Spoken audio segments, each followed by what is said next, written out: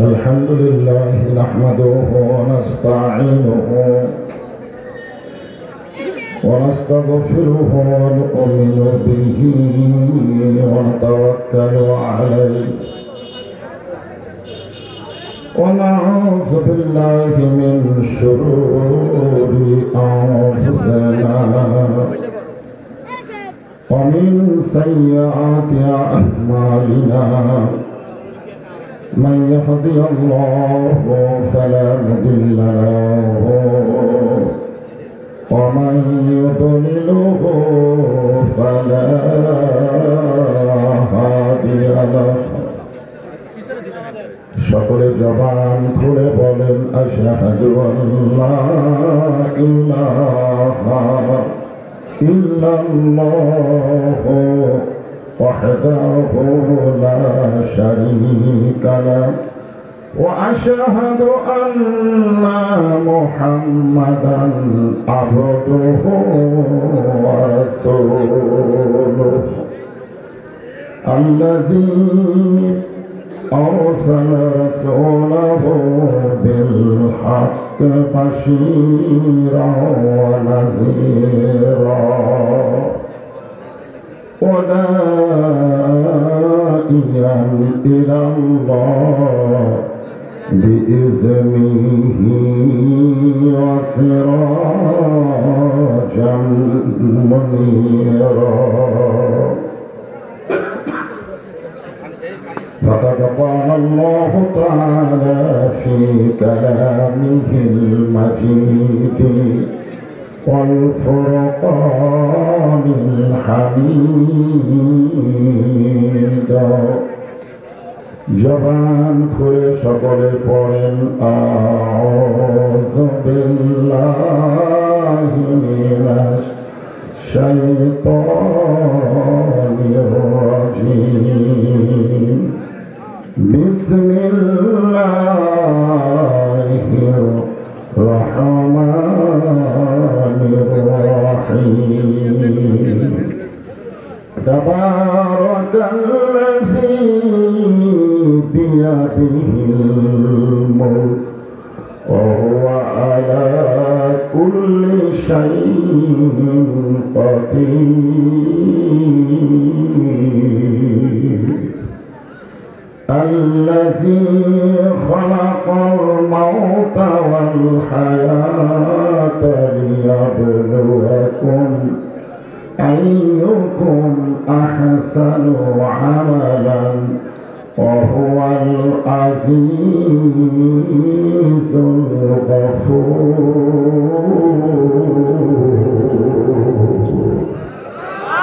إن الله وملائكته يصلون على النبي يا أيها الذين آمنوا صلوا عليه وسلموا تسليما اللهم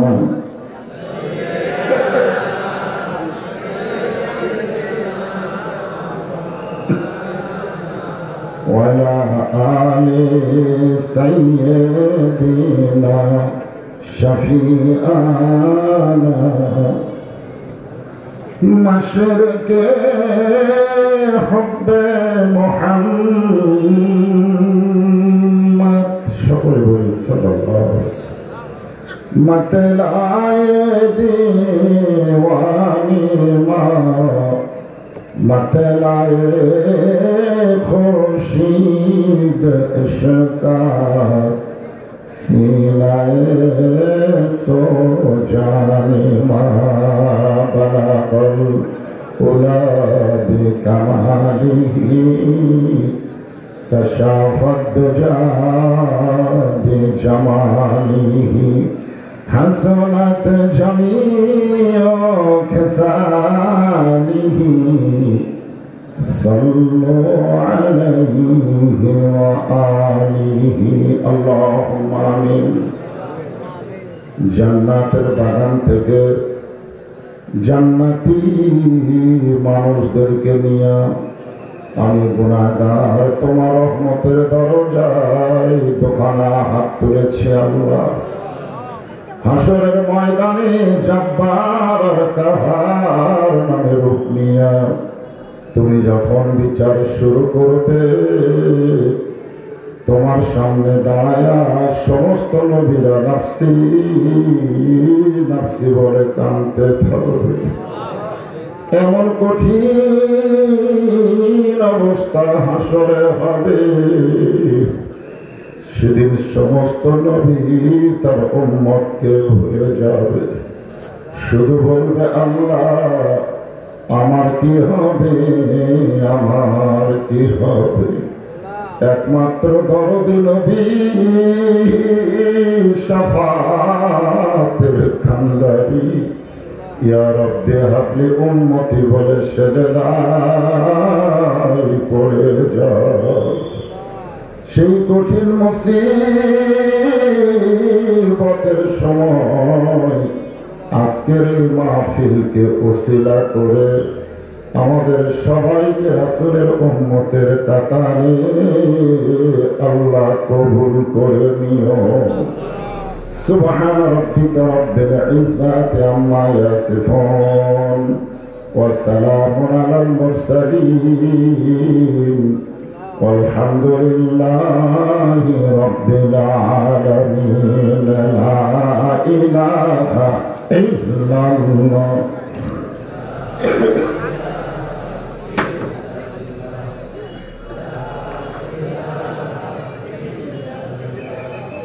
লা ইলাহা ইল্লাল্লাহ, লা ইলাহা ইল্লাল্লাহ, লা ইলাহা ইল্লাল্লাহ, লা ইলাহা ইল্লাল্লাহ।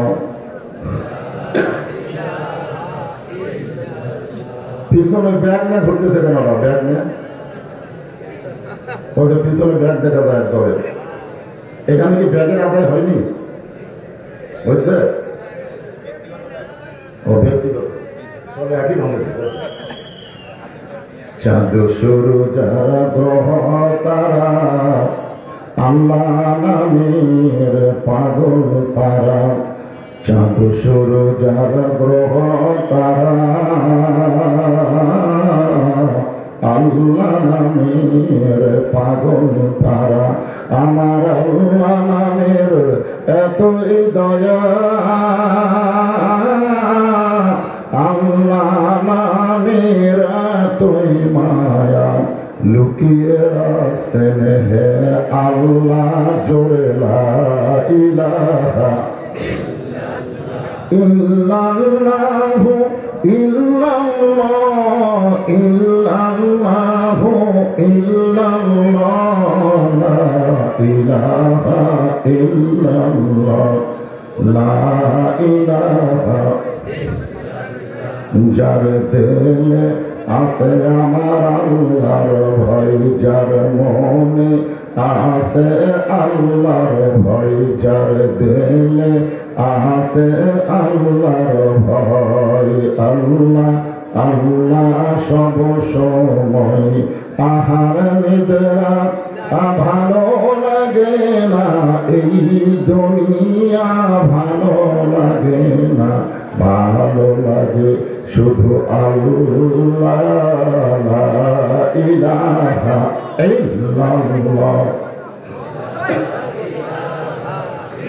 লা ইলাহা ইল্লাল্লাহ মুহাম্মাদুর রাসূলুল্লাহ।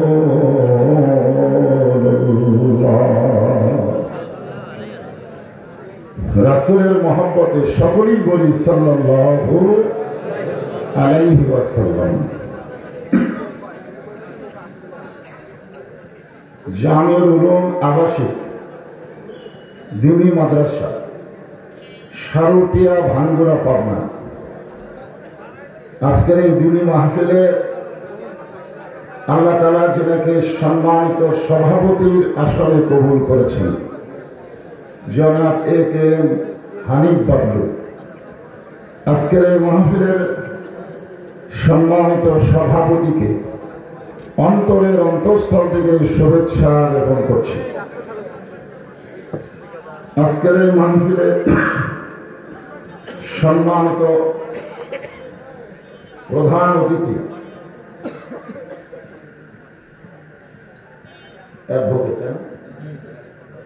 অ্যাডভোকেট মাকসুদুর রহমান মাসুদ খন্দকার, আজকের এই মাহফিলের সম্মানিত বিশেষ অতিথিবৃন্দ, সম্মানিত সুধীজন, সম্মানিত আল্লাহর বান্দারা, এই জাতির শ্রেষ্ঠ সন্তান আলেম ওলামা, পর্দার অন্তরালে যে সমস্ত মা বোনেরা অধীর আগ্রহে বসে বসে আলোচনা শুনতেছেন, আমি আমার অন্তরের অন্তঃস্থল থেকে আপনাদের সবাইকে শুভেচ্ছা জ্ঞাপন করছি। এই মুহূর্তে জানতে চাচ্ছি আপনারা সকলে কেমন আছেন। আমি কিছুদিন হলে ওয়াজের শুরুর 15 থেকে 20 মিনিট একটু গলার মধ্যে কাশি দেওয়া, গলাটা গরম হলে একেবারে ক্লিয়ার। কিছুদিন হলে দেখতেছি এটা শুরু হয়ে গেছে। এছাড়াও আলহামদুলিল্লাহ যে আল্লাহ শারীরিক সুস্থতা দান করে মানসিক প্রশান্তি লাভের জন্য আজকের এই জান্নাতের বাগানে কবুল করলেন, আমরা সে আল্লাহর উপরে খুশি না বেজার? তাহলে জবান খুলে সমস্বরে সকলে বলবো রব্বানা লাকাল হামদ হামদান কাসীরান তাইয়িবান মুবারাকান ফীহি। আমরা প্রশংসা করলাম কার? কেন করলাম? আজকে গোটা পৃথিবীতে বহু ধর্মের মানুষ বসবাস করে। নতুন একটা ধর্ম হয়েছে হিন্দুদের মধ্যে ইসকন, ঠিক না? হিন্দু বলেন, ইহুদি বলেন, খ্রিস্টান বলেন, বৌদ্ধ বলেন, যত ধর্মই পৃথিবীতে থাক একটাও ধর্ম না, একটাও কিন্তু ধর্ম না। এ কথাকে বলেছেন ধর্মের মালিক যিনি, তিনি বলেছেন অমাইয়াবতাগি গায়রাল ইসলাম দীনান ফালাই ইউকবাল মিনহু। ইসলাম ছাড়া অন্য কোন জীবন ব্যবস্থাকে, ধর্মকে যারা গ্রহণ করবে, আল্লাহ বলেছেন সেইটা কখনোই কবুল করা হবে না। ইন্না দীনা ইনদাল্লাহিল ইসলাম। আল্লাহর কাছে মনোনীত জীবন বিধান ধর্মের নাম কি?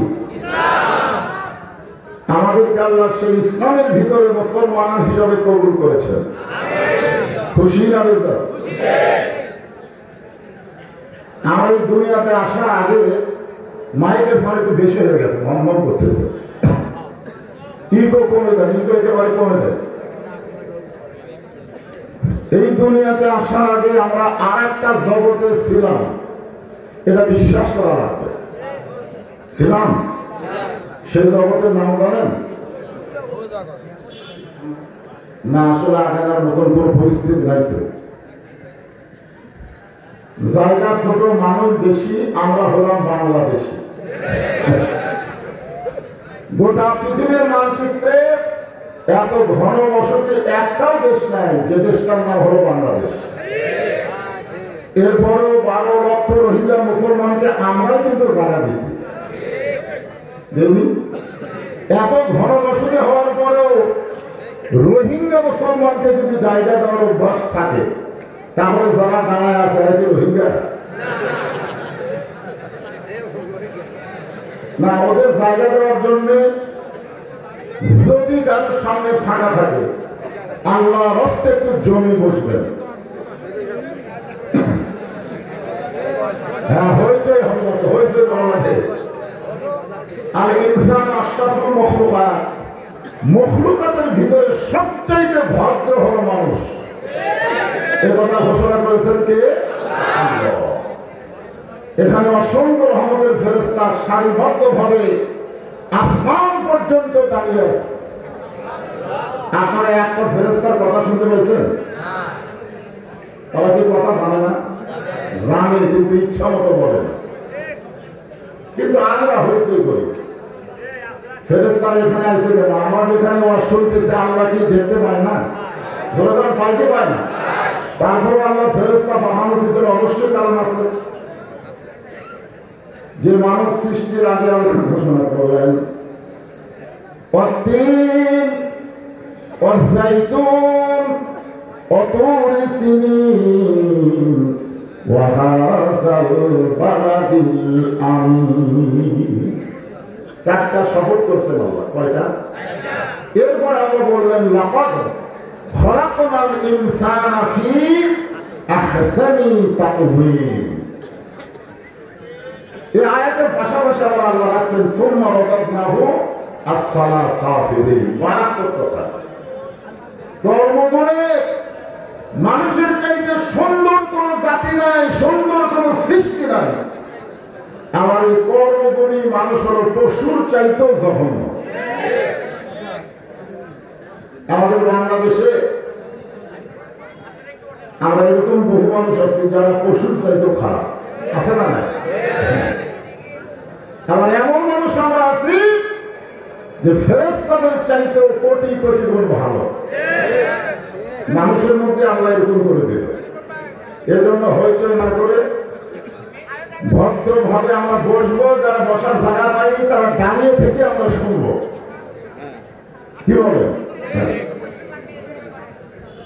তাহলে যে কথা বলতেছিলাম, এই দুনিয়াতে আসার আগে আমরা আর একটা জগতে ছিলাম। সেই জগতের নাম হলো রুহের জগৎ। তখন আমাদের দেহ ছিল না, শুধু রুহু ছিল। এই রুহুগুলোকে আল্লাহ এত ভালোবাসলেন, মানে আমাদের রুহুগুলোকে, যে হিন্দু বৌদ্ধ খ্রিস্টানদের ঘরে না পাঠাইয়া সরাসরি আমাদেরকে আল্লাহ মুসলমানের ঘরে কবুল করলেন। এখান থেকে আমরা কি বুঝতেছি? আল্লাহ রুহের জগৎ থেকে আমাদের পক্ষে আছে। ধরেন ঠিক ঠিক পক্ষে যদি না থাকো হিন্দুর ঘরে পাঠাতো। আমরা এই বছর বাধ্য হয়ে হিন্দুদের দুর্গা পূজা পাহারা দিচ্ছি।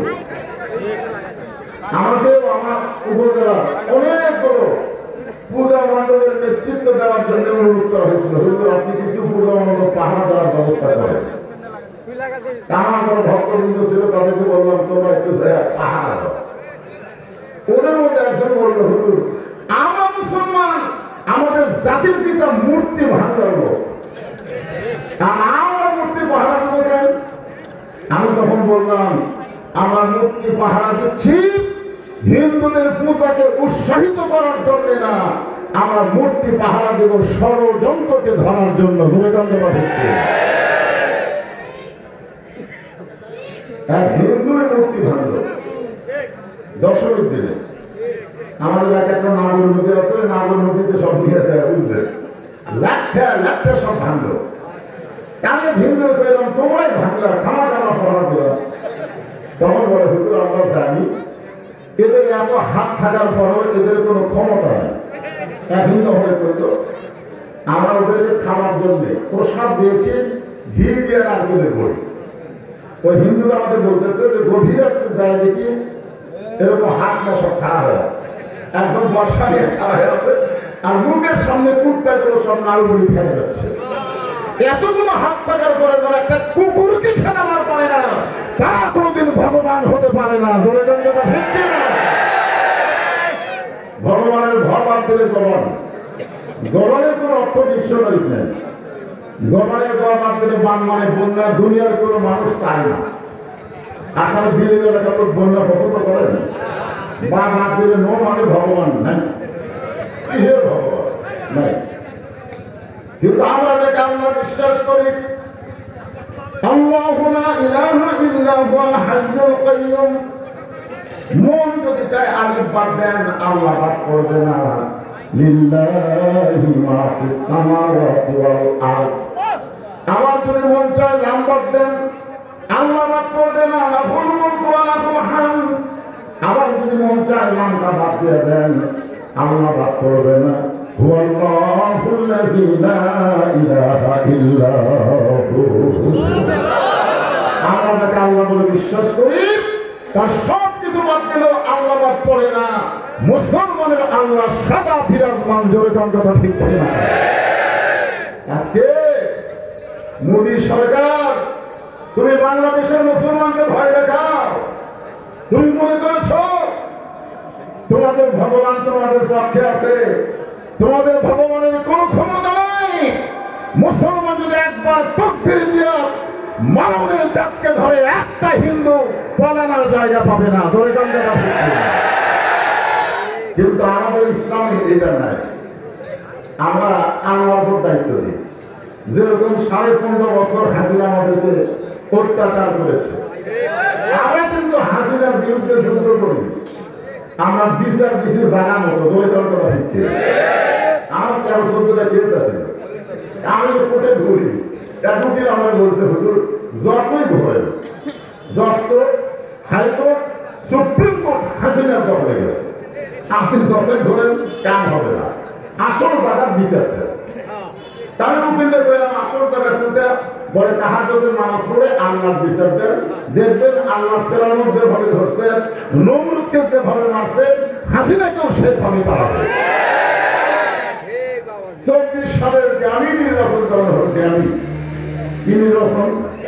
ড্যাম বলতে ড্যাম। ড্যাম মানে কি? বিস্কুট ড্যাম হয়ে গেছে। সব কিছু ড্যাম। 24 সালে নির্বাচন হলো ড্যাম। তখন আমি মনে করলাম এই বছর মনে হয় হাসিনা আর চলবি না, কারণ ড্যাম। মাশাআল্লাহ, জাগালো তো বিচার দেওয়ার কারণে বিচার হলো। বললাম ঠিক কিনা?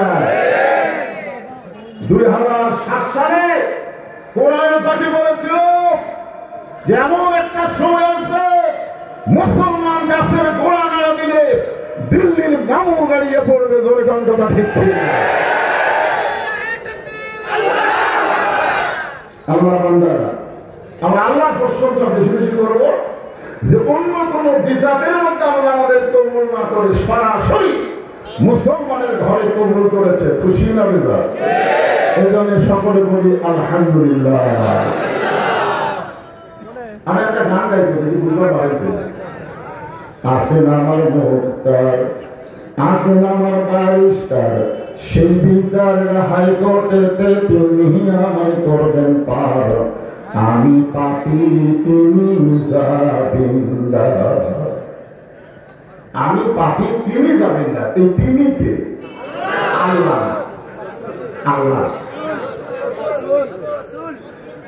আল্লাহ যখন হাকিম হয়ে আমাদেরকে আসামি বানায় বিচার শুরু করবে, ওই সময় আমাদের নবী উকিল হয়ে ব্যারিস্টার হয়ে আল্লাহর কাছে আমাদের ব্যাপারে ওকালতি করে সুপারিশ করে জান্নাতে পৌঁছায় দিবে। আপনারা বলেন ভাগ্য বলে এমন একজন নবী পাওয়াতে খুশি লাগে না? তাহলে সবাই আরেকবার বলি আলহামদুলিল্লাহ।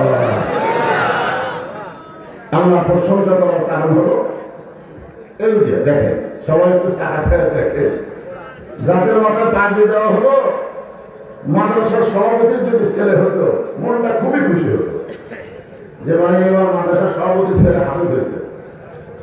মাদ্রাসার সেক্রেটারির যদি ছেলে হতো আমাদের মন খুবই খুশি হতো। কিন্তু যাদের মাথায় পাগড়ি দেওয়া হয় তার অধিকাংশই যেই গ্রামের মাদ্রাসা এই গ্রামের সন্তান নয়। বাড়ির থেকে এসে পাগড়ি দিয়ে গেল, কষ্ট। একটু তাকায় থেকে দেখেন তো জিনিসটা কি।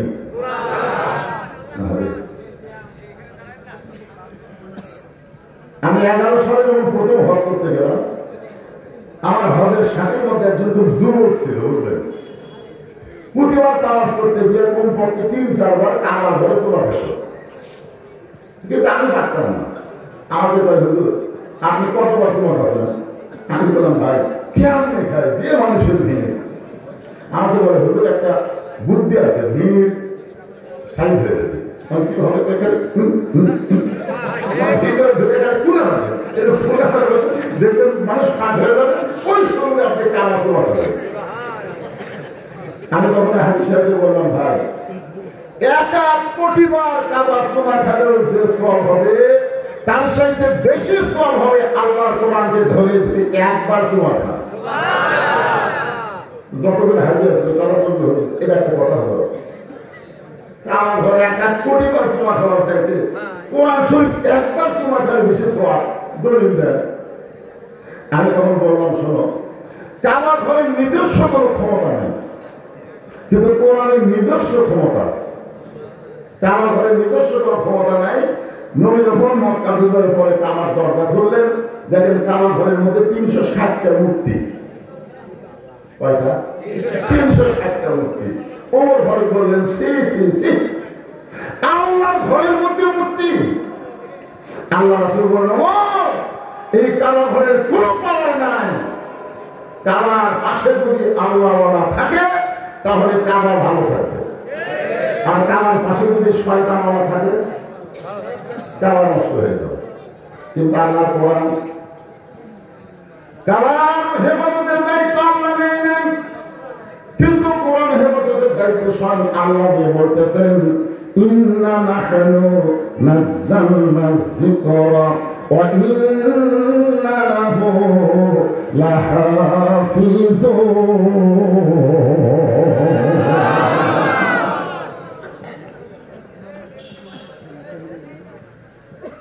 এই কোরআন জিকির হিসাবে আল্লাহ নাযিল করেছেন। কোরআন হেফাজতের দায়িত্বটা আরো জোরে বলেন, কাবা হেফাজতের দায়িত্বটা কি বুঝলেন? কাবা হেফাজতের দায়িত্ব হলো আল্লাহওয়ালা, আর কোরআন হেফাজতের দায়িত্ব স্বয়ং আল্লাহ। এখন বলেন কাবার পাওয়ার বেশি না কোরআনের পাওয়ার বেশি? কাবা কিন্তু নেওয়াটা হলো তাওয়াফ করছে। এক সময় আবু জেহেলের গ্রুপেরা উলঙ্গ হয়ে কাবা তাওয়াফ করছে, আর এই কোরআন শরীফ যদি কেউ স্পর্শ করবার চায় কি লা ইয়ামসুহু ইল্লাল মুতাহহারুন, ততক্ষণ পর্যন্ত তুমি কোরআন স্পর্শই করতে পারবে না যতক্ষণ তুমি পবিত্র না হও। এখন চিন্তা করেন, যে কোরআন শরীফ ধরবার গেলে পবিত্র হওয়া লাগে, সেই কোরআন কেমন কিতাব? হ্যাঁ, তাহলে মুখে ধরে হবে। আল্লাহ তাআলা সেই কিতাব আমাদেরকে হেদায়েত স্বরূপ দান করছে। খুশি না বেদা? খুশি কখন হয় মানুষ?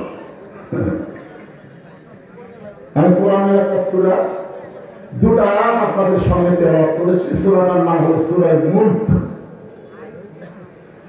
হাসিনা যখন বাংলাদেশের ক্ষমতায় ছিল তখন আমরা হক কথা বলেছি অ্যাঙ্গেলে, মানে ডাইরেক্ট বলতে পারিনি। তারপরও পাটনা জেলায় আল্লাহ বন্ধ ছিল প্রায় 10 বছর। আমি শেষ মাহফিল করছি চাকরি করায়, তারপরে পাটনা ধরার ঢুকতেই দেয়নি। আমি কিন্তু ডাইরেক্ট ওয়াজ করিনি, অ্যাঙ্গেলে আছি তারপর। কিন্তু এখন অ্যাঙ্গেলের বাংলাদেশ, অ্যাঙ্গেলের দিন শেষ, ডাইরেক্টের বাংলাদেশ। জোরে কথা ঠিক ছিল। আজকাল অ্যাঙ্গেলে কোনো ওয়াজ করবো না, যা মারবো দেখি কোন থানার ওসি কোন কারণে মাহফিল বন্ধ করতে আসে। আমি একটু দেখতে চাই জোরে খান ঠিক কিনা মুসলমান। সূরা মুলকের প্রথমেই আল্লাহ বলতেছেন তাবারাকাল্লাযী বিয়াদিহিল মুলক।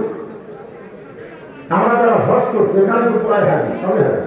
এটা হাজি, ওগুলো হাজি, মাশাআল্লাহ আপনারা হাজি। এখানে হাজি গ্রুপ বসে রয়েছে। আপনার বলেন তো যারা হজ করছে তারা কাবা ঘর সামনে নিয়ে একটা টান দিয়ে পড়ে, লব্বাইক আল্লাহুম্মা লব্বাইক লব্বাইক লা শারীকা লাক লব্বাইক ইন্নাল হামদা ওয়ান নি'মাতা লাকা ওয়াল মুলক লা শারীকা লাক। এই শেষে লাকা ওয়াল মুলক লা শারীকা লাক হলো এর বাংলা অর্থ হলো রাজত্বের ভিতরে, রাজনীতির ভিতরে একমাত্র আল্লাহ ছাড়া অন্য কাউকে আমরা স্বীকার করি না। হজের আগে আপনি কোন দল করছেন সেইটা ভিন্ন কথা, কিন্তু হজ করার পরে আর মানুষের কোনো দল করা যাবে না, দল করতে হবে আল্লাহ। ধরে কথা ঠিক। হজের আগে আপনি যে দলই করেন কোনো সমস্যা নাই, কিন্তু হজ করবার যায় আপনি স্বীকারোক্তি দিলেন কাবার সামনে নিয়ে, আর হজ করার পরে এসে আপনি একটা মানুষের দল করতেছেন, তাহলে বুঝবেন আপনার নামের আগে হাজির হতে পারে, কিন্তু আপনার হজ আল্লাহ কবুল করেনি। হজ কবুলের শর্ত হলো আগে করছে মানুষের দল, হজের পরে করবে কার দল?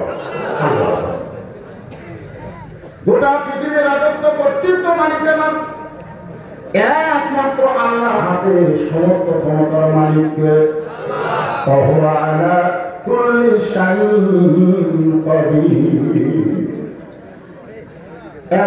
বলতে হুজুর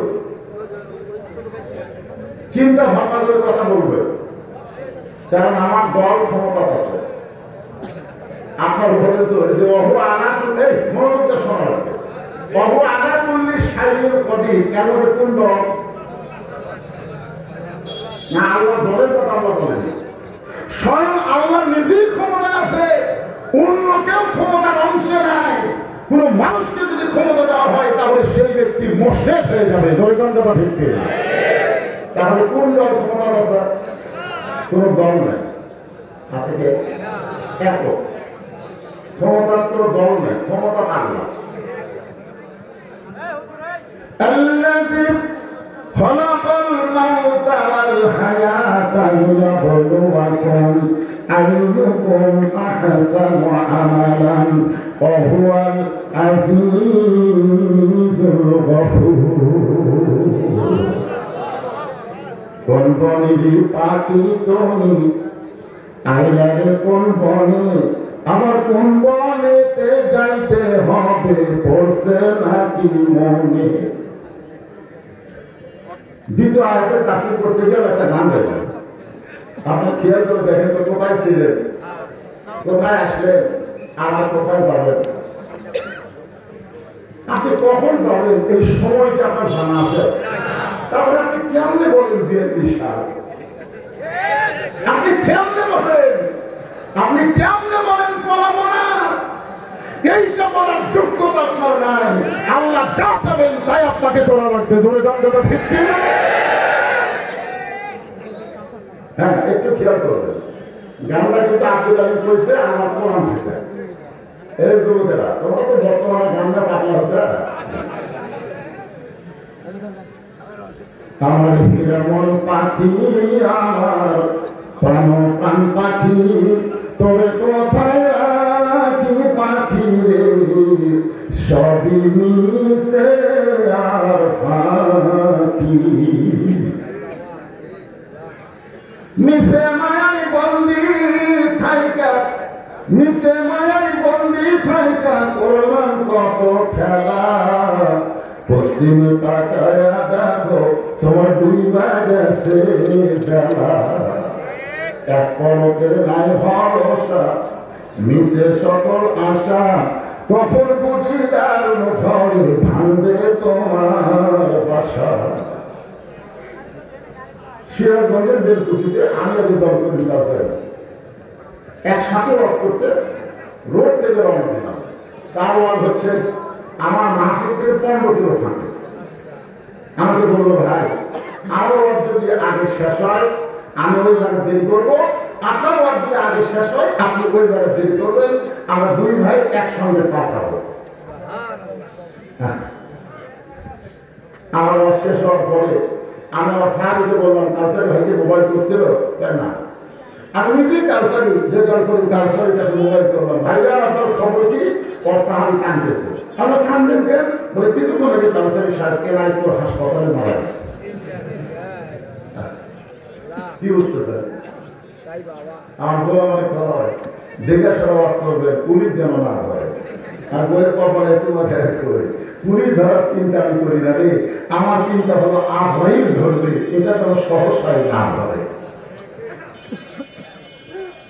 আর একবার গানটা শোনেন, কোন বনে পাখি তুমি আইলারে, কোন বনে আমার কোন বনেতে যাইতে হবে, পড়ছে নাকি মনে।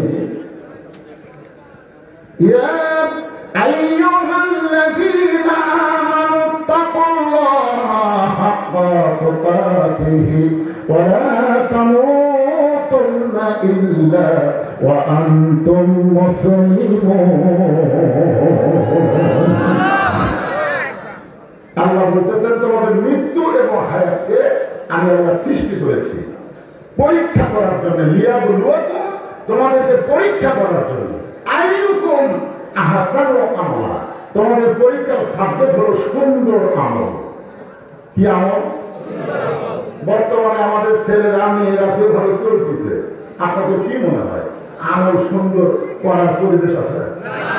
ছোট্ট একটা বাচ্চা আমার কাছে মায়ের বলতে হুজুর হুজুর তুই সবসময় কাঁদবে, একটু দোয়া করে দেন তো, মাঝে মাঝে রাত্রে একটু ঝেঁকে দেওয়া কাঁদবে।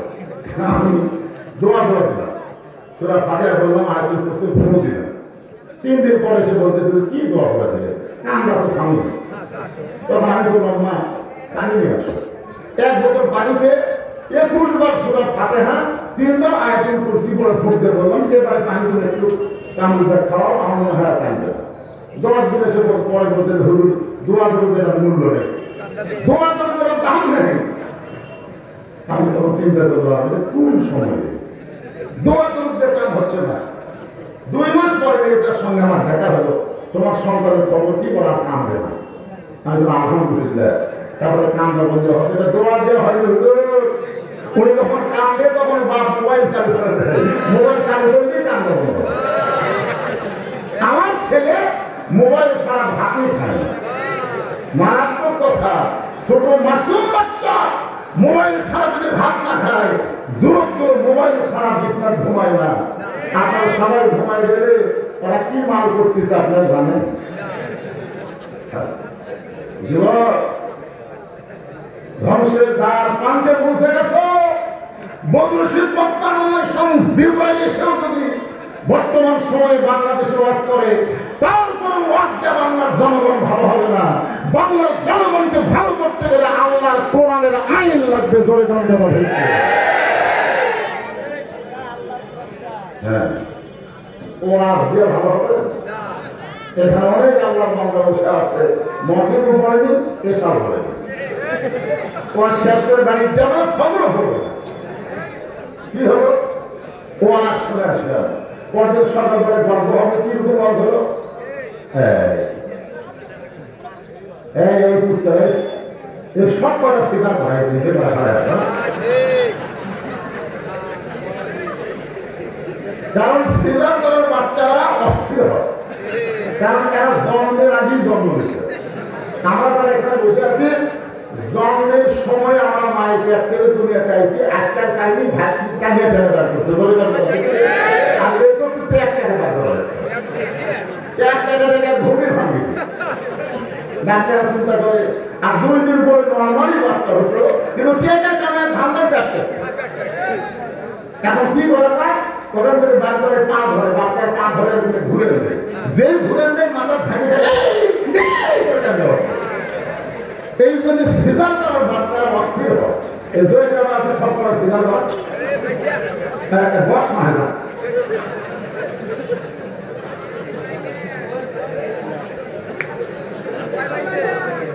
শোনেন, অত্যন্ত গুরুত্বপূর্ণ বিষয় আলোচনা হচ্ছে সুন্দর আমল। দরকার কি আমল? আমার সঙ্গে ধারাবাদের মতো একটু বলা লাগবে। সুন্দর আমল করতে গেলে সুন্দর একটা পরিবেশ লাগবে। সুন্দর একটা পরিবেশ যদি তৈরি করতে চান, সুন্দর একটা সমাজ লাগবে। সুন্দর একটা সমাজ যদি তৈরি করতে চান, তাহলে সুন্দর একটা রাষ্ট্র লাগবে। সুন্দর একটা রাষ্ট্র যদি গঠন করতে চান, ডক্টর কামালের সংবিধান দেওয়া হবে না, ইংরেজদের আইন দেওয়া হবে না, আল্লাহর কোরআন লাগবে। ধরে গান ঠিক কিনা? আপনাদের আপনারই ছেলে চুপ্পু বর্তমান বাংলাদেশের প্রেসিডেন্ট। ছাত্র জনতা আন্দোলন করলো, এই স্বৈরাচার ফাঁসির চুপ্পুকে আমরা প্রেসিডেন্ট হিসেবে দেখতে চাই না। তখন সবাই বললো সংবিধানের দোহা আছে, ওর সহজে নাম থাকছে না। কি আপনারা বলেন তো, মানুষের প্রয়োজন সংবিধানের গুরুত্ব বেশি না আল্লাহর কোরআনের গুরুত্ব বেশি? এটা আজকে আপনারা তো চাক্ষুষ দেখা পাবেন।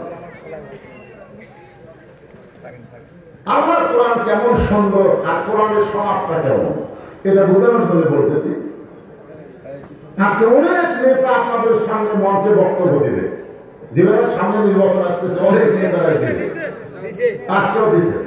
যাক আলহামদুলিল্লাহ। জুমার দিনে হযরত ওমর মসজিদের মেম্বরে খুতবা দিচ্ছেন জুমার দিনে। মাঝখান থেকে একজন সাহাবী দাঁড়িয়ে বলতেছে, আমিরুল মুমিনিন আপনার খুতবা শুনবো না, আপনার বক্তব্য শুনবো না। ওমর ফারুক বললেন আমার অপরাধ কি? বলে আপনার অপরাধ হলো আমাদেরকে খাটো পাঞ্জাবি দিয়ে আপনি লম্বা যুদ্ধ করে খুতবা দিচ্ছেন। আপনি আমাদেরকে খাটো দেবেন আর আপনি লম্বা যুদ্ধ করবেন। এই লম্বা যুদ্ধ কোথায় পাবেন? আমি যুদ্ধের হিসাব দিয়ে তারপরে খুতবা দেন। আপনারা বলেন তো, মানুষের আইনে যদি দেশ চলতো ওর অবস্থা কি হতো? কথা বলার অবস্থা কি হতো? এই কে আমার যুদ্ধ কে দেখে চোখ উঠে ফেলাবে, কিন্তু না, আইন চলতেছে ওমরের না, আইন চলতেছে কার? ওমর ফারুক চোখের পানি বের করতে কাঁদতেছেন, সমস্ত সাহাবী মাথা নিচু করে বসে আছেন। ওমর ফারুকের পক্ষে কেউ কথা বলতেছেন না। এমন সময় আব্দুল্লাহ ইবনে ওমর বাবার পাশে দাঁড়ায় বলতেছেন, রে নবীর সাহাবীরা, তোমরা খাটো পাঞ্জাবি হলেও তো নতুন পোশাক পরে নামাজ পড়তে আইছো, আমার পরনে তাকায় দেখো, আমার পরনে নতুন কোনো কাপড় নাই। ওসমান বলল, আব্দুল্লাহ, বাইতুল মাল থেকে সবাইকে নতুন কাপড় দেওয়া হয়েছে, তুমি কি নতুন কাপড় পাও নাই? তুমি পুরাতন পাঞ্জাবি পরে কেন নামাজ পড়তে আইলা? আব্দুল্লাহ কান্দে বলে, আমি যদি নতুন কাপড় আজকে পরতাম তাহলে আমার বাবার জুব্বা লম্বা হতো না। দুনিয়ার সবাই যখন ঘুমাইছে, আমার বাবা যেদিন থেকে মদিনার খেলাফতের দায়িত্ব পাইছে সেদিন থেকে আমার বাবার রাত্রেবেলার ঘুম নাই। জনগণ আরামে ঘুম পাবে, নেতার ঘুম হবে না। এটাই হলো ইসলামের নেতৃত্ব। ধরে কম কথা বলতে সবার ঘুমায়, আমার বাবা ঘুমায় না। আমি একদিন গভীরাতের চতুর্থায় দেখি আমার মা দরজার দাঁড়িয়ে আছে। আমি আব্দুল্লাহ বললাম, মা না ঘুমায় দরজার কেন? বলে, বাবা তুই তো জানিস না তোর বাপ পাগলা হয়েছে। কি পাগলা? তোর বাপ আমাদের পরিবার করে একটা কুকুর যদি না খেয়ে মারা যায়, হাসুরের মারা যায়, আল্লাহ তোর বাবাকে দেখে আসামি করবে। এই জন্য তোর বাবা রাতের অন্ধকারে মানুষগুলো সুখে আছে না কষ্টে আছে এটা দেখার জন্য চোরের মতন ঢুকতেছে।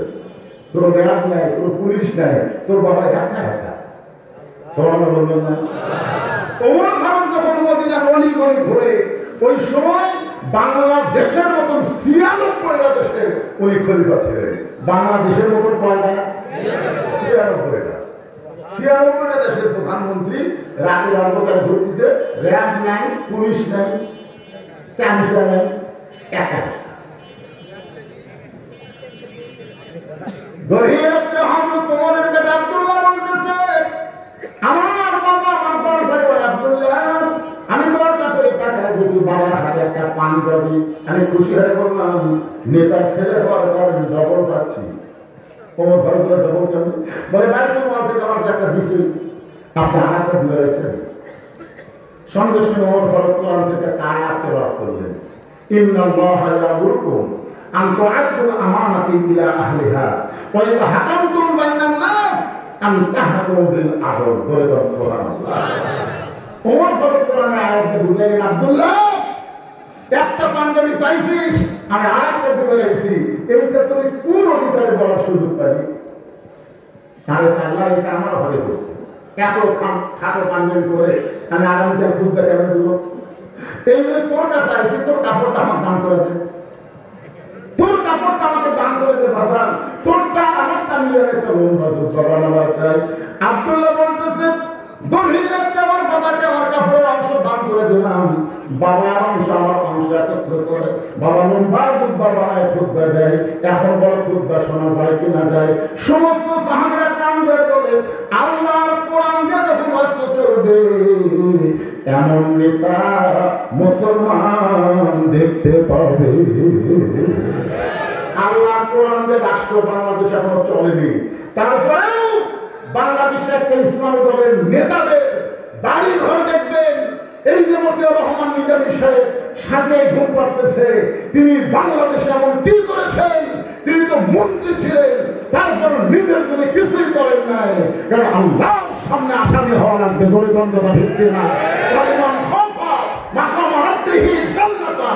আল্লাহর সামনে দণ্ডায়মানকে ভয় করে দুনিয়ার জীবনে যারা হিসাব করে চলবে, আল্লাহ বলে তাদের হিসাব দেওয়া লাগবে না, আমি আল্লাহ তাদের বিনা হিসাবে দুইটা জান্নাত দিয়ে দিব।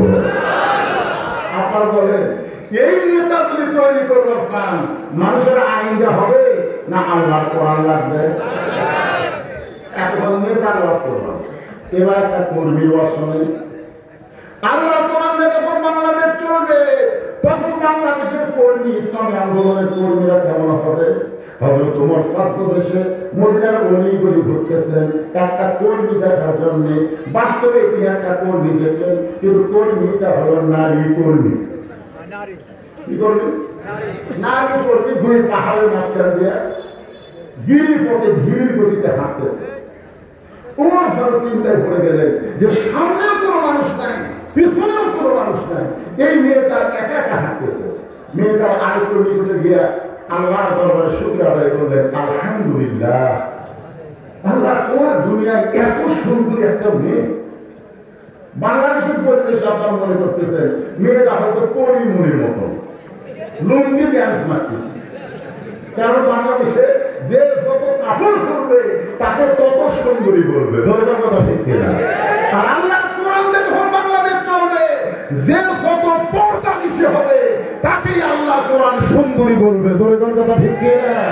অকারণা ফিবুয়ুতি কুন্না ওয়ালা তাবাররুজনা তাবাররুজাল জাহিলিয়াতিল উলা। এখন আপনারা আমার সঙ্গে একটু বলবেন, পর্দানিশী নারী যারা বিশ্ব সুন্দরী তারা বলতে পারবেন না? যুবকেরা সবাই প্রমাণ করো, পর্দানিশী নারী যারা। এই কয়গুলি যুবক?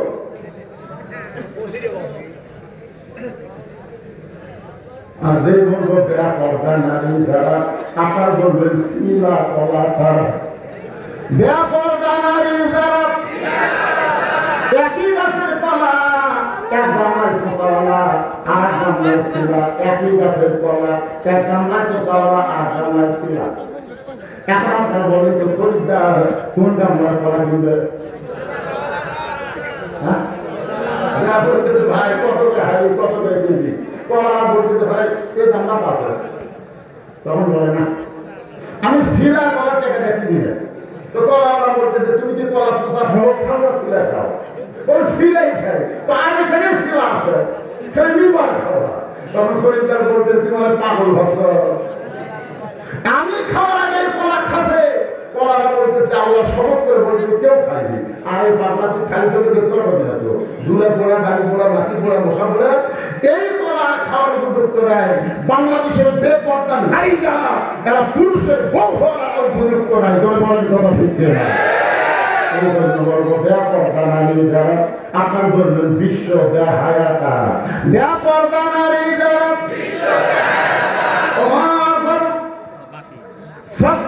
মেয়েটার বিপরীতে বললেন মা, মা গো, এই নির্জন পথে তুমি একা একা চলতেছ, তোমার সামনেও কোনো মানুষ নাই, পিছনেও কোনো মানুষ নাই, তোমার অন্তরে কি ভয় ডর করতেছে না? এই দুই পাহাড়ের মাঝখানে তুমি একা একা চলতেছ, তোমার সামনেও কেউ নাই, পিছনেও কেউ নাই, তোমার অন্তরে কি ভয় ডর লাগতেছে না? মেয়েটা বলতেছে ঠিক, তুমি হযরত ওমরকে চিনো? শোনো, মেয়েটা কাকে বলতেছে? ওমর ফারুককে বলতেছে ঠিক, তুমি কি হযরত ওমরকে চিনো? যদি ওমরকে চিনতে তাহলে এরকম বেআইনটা কথা বলতো। ওমর ফারুক বললেন মা কি বেআইনটা? বলে তুমি তো জানো না হযরত ওমর যেদিন থেকে আল্লাহর কোরআন দিয়ে রাষ্ট্র চালায়, সেদিন থেকে পৃথিবীর এক প্রান্ত থেকে আরেকটা প্রান্তে একটা মহিলা থাকে, ওই মহিলার পরিচয় একমাত্র আল্লাহ ছাড়া অন্য কারো ভয় থাকবে।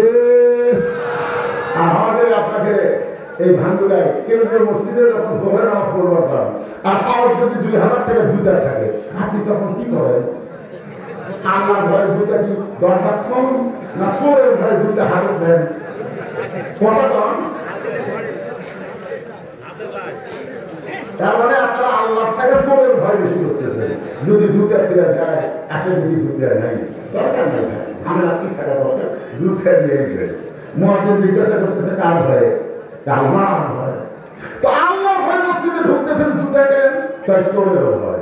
আল্লাহর ভয় চোরের ভয় যতদিন মুসলমানের কলিজার মধ্যে থাকবে ততদিন সে পরিপূর্ণ ইমানদার হতে পারবে না। ধরে কথা ঠিক না? কেবলমাত্র ভয় করতে হবে তা আপনার বলেন আল্লাহ কোরআনে যখন বাংলাদেশ চলবে, চুরি করলে চোরের হাত কাটা যাবে। এটা সরাসরি হাত কাটা হবে না, আগে চোরকে নিয়ে আসা রিমান্ডে নেওয়া লাগবে। তুই চুরি করলি কি করবে? আজ 3 দিন পর্যন্ত আমার খাওয়ার নাই। তখন বলবে তোর বাড়ির ধারে তো কোনো ধনী লোক নাই, ঠিক আছে আসলে প্রতিদিন গোস্ত খায়, মাছ খায়, আমি না খেতে দিই। তখন বিচার হবে 3 জন ধনী থাকে। আল্লাহ কোরআনে বলেছেন আল্লাযীনা ইউমিনুনা বিল গায়বি ওয়া ইয়াকিমুনাস সালাত ওয়া মিম্মা রাযাকনাহুম ইউনফিকুন। আল্লাহ তাআলাদের থেকে এই গরীবদের দেওয়া তো ফরজ। আজকে 3 দিন হলে না খাওয়ার জন্য চুরি করছে, চোরক মারে 11টা আর এই ধনী চোরক মারে 21টা।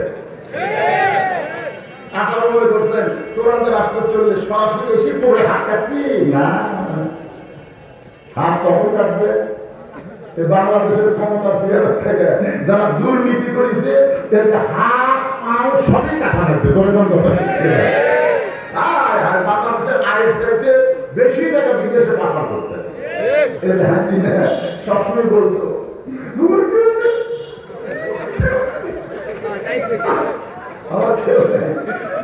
হাসিনা এই আপনাকে পাটনার শাসনের উত্তর পারমাণবিক থেকে সে 55,000 কোটি টাকা মারছে। ওর বোন সে বেহানা, সে হাসিনা আর ভয়। এটা মারার ব্যাপারে যিনি সহযোগিতা করছেন তার নাম হল পলক।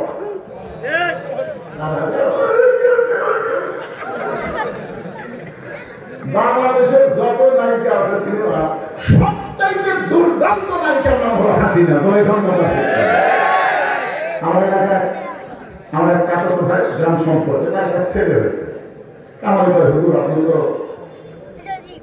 আমি মানুষ, আমার ছেলেটা একটা ভালো নাম রাখেন। আমি তখন বললাম ঠিক আছে তোমার ছেলের নামটা তো আবু সাইদ। যে বলছে আবু সাইদ, আমার গ্রাম সম্পর্কে ভাই বলতেছে আসলে ভালো নাম, আজ থেকে আমার ছেলের নাম রাখলাম আবু সাইদ। দেখা থেকে আমার গ্রামে পর্যন্ত 4টা ছেলে হয়েছে, প্রত্যেকটা ছেলের নাম রাখছে আবু সাইদ। কারণ আমার মুগ্ধ যে কটা ফাঁসি সরকার সময় হত্যা হলো সেই সমস্ত যুবকদের নামে ছেলেদের নাম রাখা হচ্ছে। এখন আবু সাইদের মা, আবু সাইদের মা হয়ে গেছে। আমার এক খালা তো বোনের মেয়ে হলো, খালা আমার মোবাইল করে বললো বাবা একটা ভালো নাম রাখো, তোমার বোনের একটা মেয়ে হয়েছে। আমি বললাম খালা মেয়েটার নাম রাখেন হাসিনা। আমি দুঃখে বাঁচি না। আলেম না জানলে আমি তখন কে খালা এত রাগ করবো জানিস না হাসি একটা খুলি। আমি তখন কান ধরে চিন্তা করলাম আল্লাহ রে 100 বছর এই বাংলাদেশে কোন মেয়ের জন্ম হলে কেউ ইচ্ছা করে হাসিনা রাখবে না। বলে জন্মটা দেখতে সঙ্গে সঙ্গে আল্লাহ কোরআন আমার সামনে لمن يقتل في سبيل الله أموات بل أحياء ولكن لا تشعرون। আল্লাহ রাস্তায় যাদেরকে হত্যা করা হয় তাদেরকে কোনো মৃত্যু বলো না, আল্লাহ বলতেছে তারা হলো জীবিত। এখন আপনারা বলেন তো আবু সাইদ কি মরছে? আবু সাইদের বাপ করে ডাকতেছে ও আবু সাইদের বাপ, আবু সাইদের বাপ, ও আবু সাইদের মা, আবু সাইদ মরে গেলে কিন্তু এখনো করছে হাসিনার বাপ। তার মানে হাসিনা না মরেই পৌঁছে গেছে। ইয়াজিদের মতন কিয়ামত পর্যন্ত কোন মুসলমান তার ছেলের নাম ইয়াজিদ রাখবে না। কিন্তু প্রত্যেকটা পাড়ায় পাড়ায় হোসাইন আছে না, আছে না? হোসাইন হকের পক্ষে জীবন দিয়েছে আর ইয়াজিদ হকের পক্ষে ভালো মানুষের জীবন দিয়েছে। একটু মনোযোগ দিয়ে শুনলেন, তোমার ভারত চোখের পানি বের করে বলতেছেন মা বুঝতে পারলাম, কিন্তু তুমি যে ধীর গতিতে চলতেছ আমার মনে হয় তোমার ভিতরে কোনো কষ্ট লোকে আছে। মেয়েটা বলতে কঠিন আসলেই আমি একজন দুঃখী নারী। আজকে 6 দিন হলে হযরত ওমরকে খুঁজতেছি। আজকে কয় দিন? 6 দিন হলে ওমরকে খুঁজতেছি। ওমর ফারুক বলে, মা তুমি নাকি পাগল হয়ে গেলে। ওমর হলো অর্ধ পৃথিবীর খলিফা, সে ওমরকে তুমি 2 পাহাড়ের মাঝখানে খুঁজতেছ। ওমরকে যদি পাওয়া চাও তাহলে গণভবনে যাও, সংসদ ভবনে যাও, প্রেসিডেন্ট ভবনে যাও। সেই ভবনে না গিয়ে 2 পাহাড়ের মাঝখানে খুঁজতেছ, তুমি কি পাগল হয়ে গেছো? মেয়েটা বলে, পথিক 6 দিন হলে হযরত ওমরকে খুঁজতেছি, আর একটা দিন যদি খুঁজে না পাই তাহলে আসল জায়গায় আমি বিচার দেব। কারণ আল্লাহর কোরআন যখন রাষ্ট্র চলবে তখন নেতা খোঁজা লাগবে না, নেতারাই দুঃখী মানুষকে খুঁজে বেড়াবে। আপনার বলেন এই কোরআন যখন বাংলাদেশ চলবে, কোন ধনীর বাড়িতে গরিব আসবে না গরিবের বাড়িতে ধনী যাবে? একটা ধনীর বাড়িতে গরিব আসবে না, কারণ গরিবের ঠেকা নাই। ঠেকা হলো ধনী। শতকরা 2.5 টাকা গরিবকে না বুঝে দিলে ধনীকে জাহান্নামে যাওয়া লাগবে। শতকরা কয় টাকা? যার 1 কোটি টাকা আছে তার কত যাবে? 2.5 লাখ। যার 10 কোটি আছে 25 লাখ। যার 100 কোটি আছে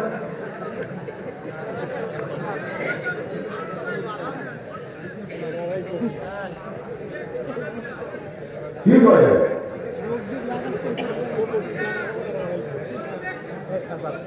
সেটা তো আল্লাহ রাসূল বলেছেন, কিয়ামত পর্যন্ত 3 শ্রেণীর মানুষ কোরআনের বিরুদ্ধে চালন করবে। কয় শ্রেণী? জয়গান কয় শ্রেণী? 1 শ্রেণী হলো পুঁজিপতি, যারা কোটিপতি ধনী, তারা কোরআনের আইন পছন্দ করবে না, রাসূল হয়ে গেছে। 2 নম্বর হলো যারা ধর্ম নিয়ে ব্যবসা করে।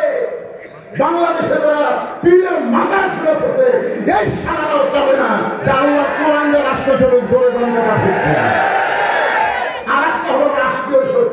আবু জেহেলের মতন যারা দেশ চালায় তারাও চাবেন আল্লাহর কোরআন দিয়ে বাংলাদেশ চলুক, ধরে ধরে কথা ঠিক না। এদের সংখ্যা খুবই বেশি। 5 হাত বাড়ি করলে চাকরিটা তাদের বাপ চাবে, ধরে ধরে কথা ঠিক না।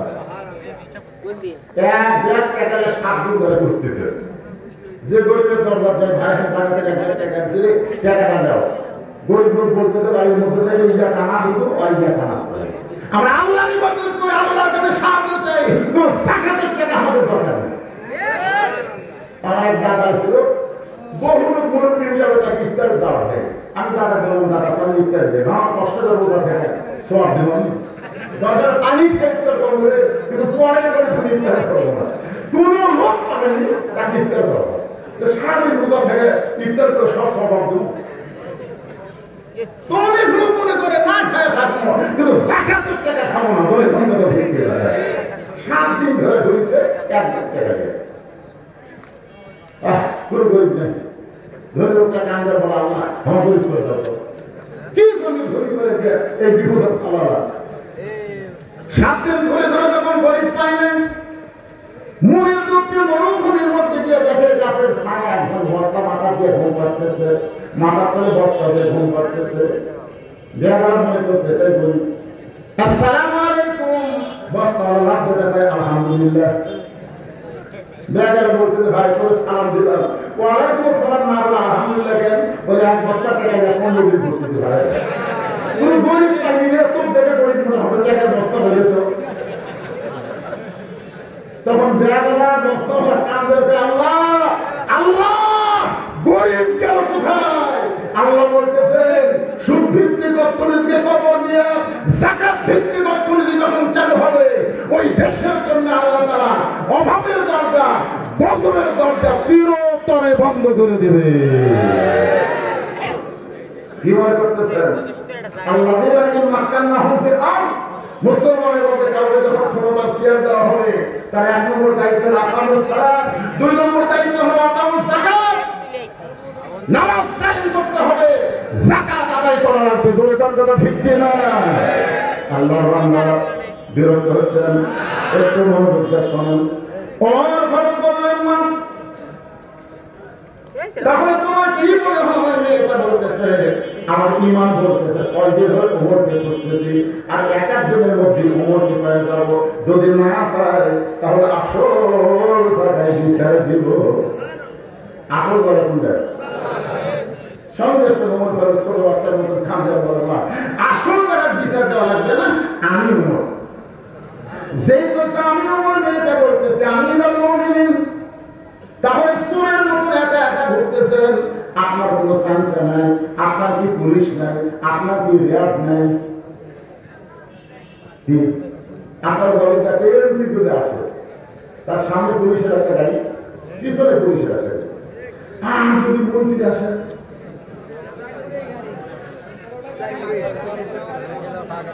আমি ছোটবেলা আমার মনে আছে আমাদের এলাকায় একটা ডাকাত ধরা হচ্ছিল, নাম হল কাগজ ডাকাত। তো চারদিকে পুলিশ ঘুরে আছে, তো তাদের বলতে দাদা ওটা কে দাদা, পুলিশ চারদিকে ঘিরে আছে, ওরা কাগজ ডাকাত ভাই। উনি যেন পালাবার না পারে এদিকে পুলিশের ঘিরে ধরে আছে।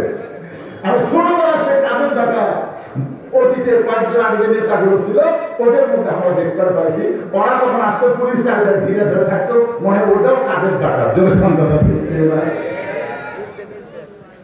সঙ্গে সঙ্গে হয়তো তোমার মেয়েটার সামনে আল্লাহ কোরআন থেকে তেলাওয়াত করলেন, ইন্নামাল মুমিনুনা আল্লাযীনা ইযা যুকিরাল্লাহু ওয়াজিলাত কুলুবুহুম ওয়া ইযা তুলিয়াত আলাইহিম আয়াতুহু যাকাতুহুম ঈমানাও ওয়া আলা রাব্বিহিম ইয়াতাওয়াক্কালুন। ওমর ফারুক বললেন, মা 6 দিন ধরে ওমরকে কেন খুঁজতেছ? কি দুঃখ তোমার মনে, কি জন্য ওমরকে খুঁজতেছ? এখন তোমার দুঃখের কথা করো। মেয়েটা বলতেছে আমি মুমিন, আমার জীবনের সবচাইতে বড় দুঃখ হলো 6 বছর বয়সে ঈমান গ্রহণ করেছি, শুধুমাত্র ঈমান গ্রহণ করার অপরাধে 12 বছর আমাকে জেলখানায় বন্দি জীবন কাটাতে হয়েছে। আমার জীবনের কোনো অপরাধ নাই, একটাই মাত্র অপরাধ ঈমান গ্রহণ করা। ঈমান গ্রহণ করার অপরাধে 12 বছর আমাকে জেলখানায় বন্দি রাখছে।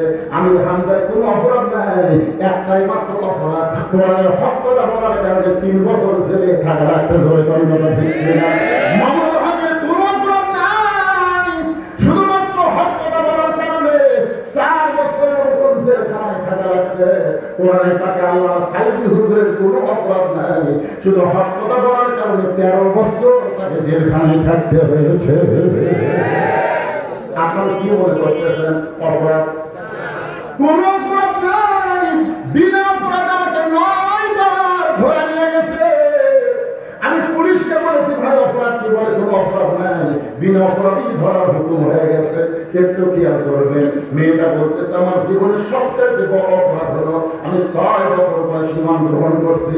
শুধু ঈমান গ্রহণ করার পরে 12 বছর আমাকে জেলখানায় বন্দি জীবন কাটাতে হয়েছে। সকালবেলা 3টা করে চাবুক, বিকালবেলা 3টা করে চাবুক মারছে। আমার দিকে এমন কোনো জায়গা নাই যেই জায়গায় চাবুকের আঘাত লাগে নাই। আমি যেই দেশের জেলখানায় বন্দি ছিলাম ওই দেশের নাম হলো রোম দেশ। আপনি যখন রোম পারস্য দখল করলেন তখন আপনি ঘোষণা করে দিলেন মুসলমান কোন রাষ্ট্র যখন দখল করবে ওই রাষ্ট্র তখন আল্লাহর কোরআন দিয়ে চলবে, আর আল্লাহর কোরআন দিয়ে যখন কোন রাষ্ট্র চলবে ওই রাষ্ট্রের জেলখানার কোনো দরকার পড়বে না।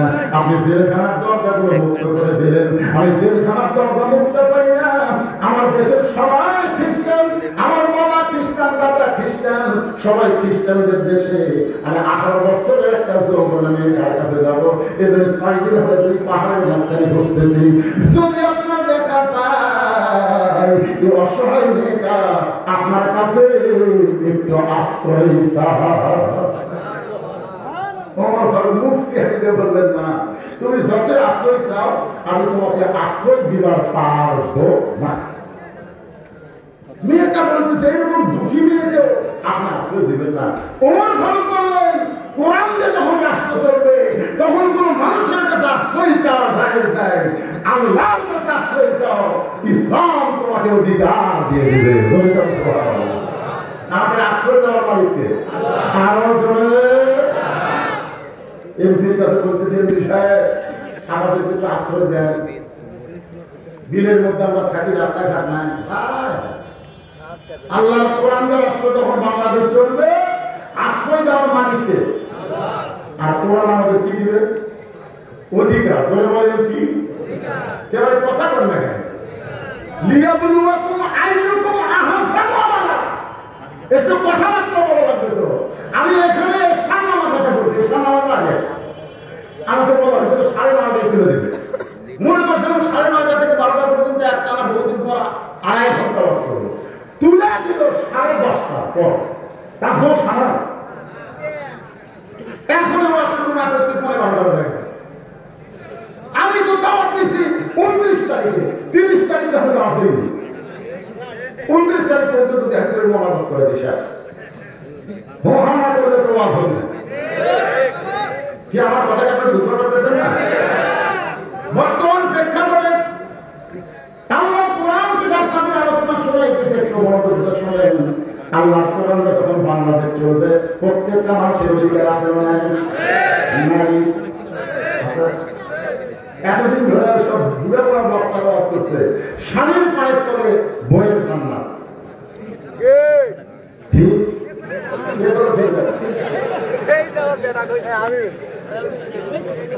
স্বামীর পায়ের তলে বইয়ের জান্নাত না, মায়ের পায়ের তলে সন্তানের জান্নাত। মরদ মানুষের পায়ের তলে কোনো জান্নাতই নেই। কোরআন হাদিস তুলে দেখে পুরুষের পায়ের তলে কোনো জান্নাত নাই, জান্নাত হলো নারীর পায়ের তলে। আর সেই নারী যদি মা হয়, আপনার বলেন তো ইসলামে মায়ের অধিকার বেশি না বাপের অধিকার বেশি? আর এই মেয়েরা বলতে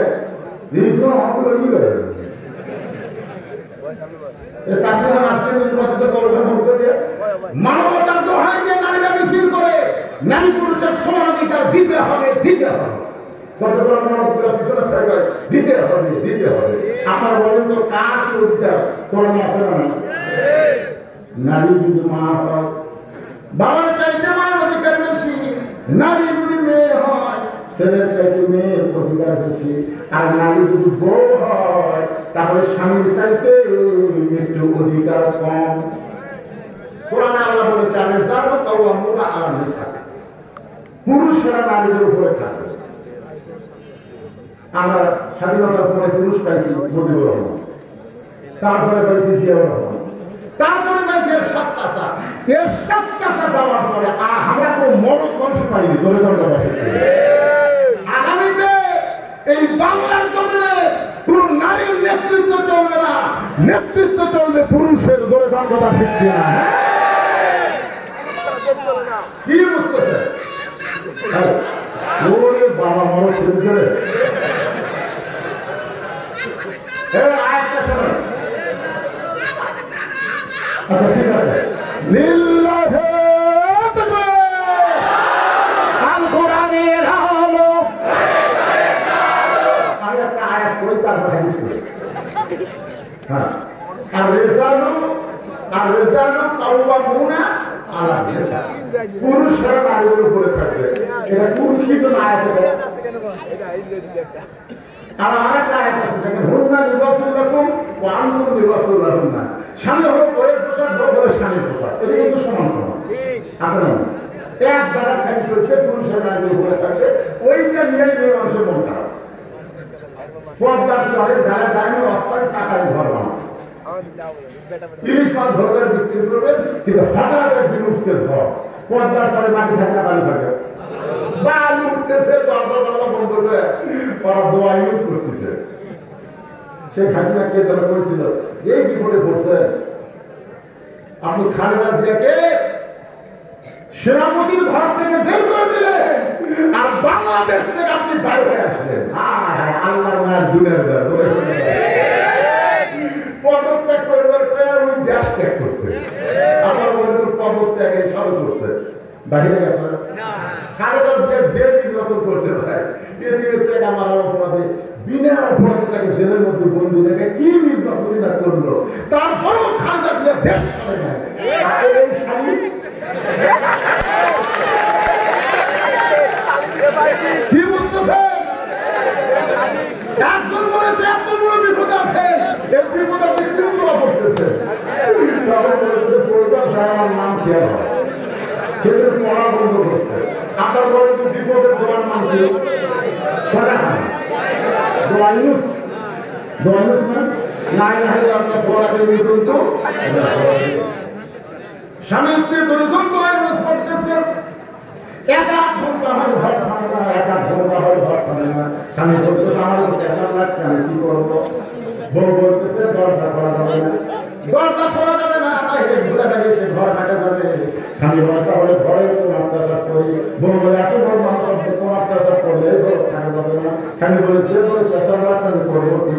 বউ বলে একটা কাম করো, তুমি আমার কান্দে চলো, তুমি আমার কান্দে চলো, কাটায় তোমার যন্ত্র মোতাবেক ছিদ্র করে ওই ছিদ্র দিয়ে বের করে পেশাব করো। এখন বইয়ের পেশাব লাগছে, বইয়ের বুদ্ধি যাও ভালো, বইয়ের কান্দে চলে যন্ত্র মোতাবেক সেট করে যন্ত্র বার করে পেশাব করছে। এক আধ ঘন্টা হয় ঘর থামে না। বউ বলতেছে আমারও পেশাব লাগছে। স্বামী বলতেছে ছিদ্র তো ধরাই আছে, তুমি আমার কান্দে চলো, ছিদ্র দিয়ে পেশাব করো।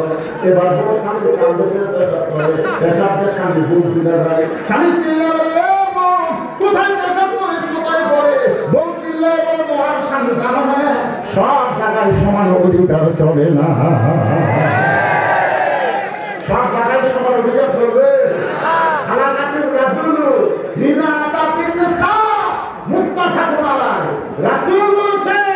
বুখারী মুসলিম শরীফে হাদিস কেন জলজল করতেছে? পুরুষ জাতি তখনই ধ্বংস হবে যখনই তারা নারীদেরকে নেত্রী বানাবে। যে বাড়ির মেয়ে মানুষ নেত্রী, ওই বাড়িতে শান্তি আছে, শান্তি আছে। এই যে ডক্টর ওয়াজেদ নিয়ে জাফর ইসলামের কাছে চাকরি করে গেছে, জাফর ইসলাম গণস্বাস্থ্যের জাফরের কাছে চাকরি করে গেছে যে ভাই আমাকে একটা চাকরি দাও, তো আমার দিন যাচ্ছে না। জাফর হাসার পরে তোমার দৌড় প্রধানমন্ত্রী আর তুমি আমার কাছে চাকরি চাও। ওয়াজেদ নিয়ে বলতে ভাই যেদিন থেকে হাসিনা প্রধানমন্ত্রী হচ্ছে সেদিন থেকে আমার কলিজার মধ্যে আগুন ধরে গেছে। মেয়ে মানুষ নেত্রী হলে মরদের কাম ছাড়া। বুঝতে পারতেছেন? আল্লাহ বান্দারা একটু মনোযোগ দিয়ে শুনবেন। বললেন না ইসলাম তোমাকে অধিকার দিয়েছে। মেয়েরা বলতেছে আমি ইসলাম আমাকে কি অধিকার দিল? ওমর ফারুক বলতেছে এই মুহূর্তে তোমার বয়স কত? মেয়েটা বলতেছে 18 বছর বয়স। ওমর ফারুক বললেন 18 বছরের একজন যৌবন নারীর জন্য ইসলামের 1 নম্বর অধিকার হলো ভালো একটা ছেলের সঙ্গে বিয়া বসা। 18 বছরের যৌবন নারীর জন্য ইসলামের বহু অধিকার আছে, কিন্তু 1 নম্বর অধিকার কি? ভালো সুন্দর একটা ছেলে না, সুন্দর ছেলে বললে আমার মতো কালো বউ কত। দেখেন ইসলাম কিভাবে বলেছে ভালো। এখন ভালো বলতে তো শাকিব খান তো সেই রকম সুন্দর, কিন্তু বেটা কোন জায়গা কখন বিয়ে করে? বাংলাদেশের 1 নম্বর লোকটা হলো শাকিব খান। একটা মেয়ে মানুষের কাছে দেরিতে সুন্দর কিন্তু চরিত্র ভালো। ভালো ছেলে বলতে ইসলাম বোঝায় যারা মহরম নগদ দিবে, 1 টাকাও ডিমান্ড নিবে না। মহরম অল্প হোক বেশি হোক নগদ, মেয়ের পক্ষ থেকে 1 টাকাও তারা নিবে না। তারা হলো ভালো ছেলে। আপনাদের পাঁচমাতের একটু ছেলে আছে? বিয়ে করছি বাবা?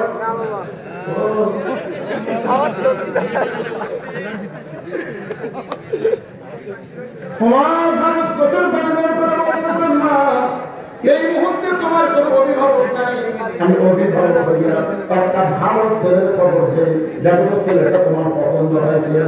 মেয়েটা বলতেছে আমি তাহলে আপনি বলেন তো ভালো ছেলের খবর কি? ওমর ফারুক বললেন ছেলেটা হলো 30 পারা কোরআনের হাফেজ। সবাই বলবেন ছেলেটা হলো এমবিবিএস, ছেলেটা হলো ইঞ্জিনিয়ার, ছেলেটা হলো মেজর জেনারেল।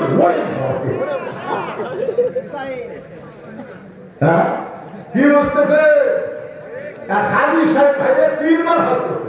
ভাইজান আপনাদের পিছনে গল্প করেন, তার কাম হবে। শোনে হাজি সাহেব 3 বার হজ করছে। আমার একটা হুজুর করে বাংলাদেশ হজ করে, আমি একটা বেশ একটা ভালো ছেলে খুঁজবেন তো। আমি হাই সাহেবকে যাই বললাম, হাই সাহেব একটা ভালো ছেলে পাওয়া গেছে। হাই সাহেবকে আলহামদুলিল্লাহ ভালো ছেলে, একটু পরিচয় দেন। কারণ পরিচয় হলো ছেলেটা 30 পারা কোরআন হাফেজ, দাওরা পাস। ছেলেটা 30 পারা কোরআন হাফেজ, দাওরা পাস। ছেলেটা দাড়ির উপর পর থেকে দাড়ি কোনোদিন কামায়নি, মাথার টুপি কোনোদিন খোলেনি, খারাপ হয়ে কোনোদিন পেশাব করেনি, পেশাব করে পানিলে 5 ওয়াক্ত নামাজ পড়ায়, পড়ে না পড়ায়। ছেলেটা এক মসজিদের 5 ওয়াক্তের ইমাম, এক মসজিদের খতিব, আর একটা মাদ্রাসার মুহতামিম। হাই সাহেব বলতে হুজুর মেলা তো করেন হুজুর, অনেকগুলোই খোঁজে, ছেলেটার বেতন কত? আমি কইলাম মসজিদে 5,000, মাদ্রাসা 7,000, 12,000, আর এই জুম্মার নামাজ পড়া সেটা 3,000, এই 15,000। 15,000 টাকা দেয় সংসার চলবি? আপনি কি করেন? একটা প্রাইমারি ছেলে আমার মেয়েকে বিয়ে করার জন্য প্রস্তাব দিচ্ছে, মাস গেলে বেতন 40,000 পায়। এই 40,000 বাদ দিয়ে এই 15,000 আপনি ভালো ছেলে খুঁজতে করছি, ওরা ভালো ছেলে। আমি যারা ভাই আপনার কি মনে হচ্ছে 15,000 টাকা দিয়ে সংসার পাবি না? কখনো হবে না। জিনিসপত্রের যে দাম তাহলে শোনে, মনে করেন হাফেজের সাথে আপনার মেয়ের বিয়ে হচ্ছে, মনে করেন, বুঝাচ্ছি। একদিন সকালবেলা আপনার মেয়ে বলতেছে, স্বামী গো আমার শরীর সারা রাত ব্যথা করছে, শরীরে একটু বল পাচ্ছি না, মনে হয় শরীর পাতার মতন ভারী হয়ে গেছে। হাফেজ বলতেছে এক কাজ করো, যারা 1 গ্লাস পানি নিয়ে আসো। তো বউ 1 গ্লাস পানি নিয়ে আসছে, সূরা ফাতিহা 3 বার, আয়াতুল কুরসি 1 বার করে ফুঁক দিয়ে খাও, বিসমিল্লাহ খাও। বউ বিসমিল্লাহ খায়, 1 ঘন্টা পরে বলতেছে শরীর আমার সুস্থ হয়ে গেছে। আপনারা বলতে হাফেজ সাহেব কয় টাকা লাগলো? আর আপনার ওই মেয়েকে যদি প্রাইমারি মাস্টারের সাথে দিয়ে দেন, ওই একই খবর শুনে মোবাইল করবে, ডাক্তার সাহেব আমার ম্যাডাম হঠাৎ এরকম, আপনি ডাক্তার কাছে আসেন। এখনকার ডাক্তাররা তো বলবে খালি খালি ডাক্তার দেখে লাভ নাই, রক্ত পরীক্ষা করেন, পেশাব পরীক্ষা করেন, এটা পরীক্ষা করেন, উঠে পরীক্ষা করেন। এগুলো পরীক্ষা করতে 4200, ডাক্তারের ভিড়ের 800, ওষুধ কিনেছে 1000। কয় হাজার? হাফেজ সাহেবের কয় হাজার? 1 কোটি। সুদের টাকা আছে 5,000। হাফেজ সাহেবের টাকা কম, ওই কিন্তু ইলিশের ধারে জীবনও দরকার, ওই কিনছে সিলভার মাছ।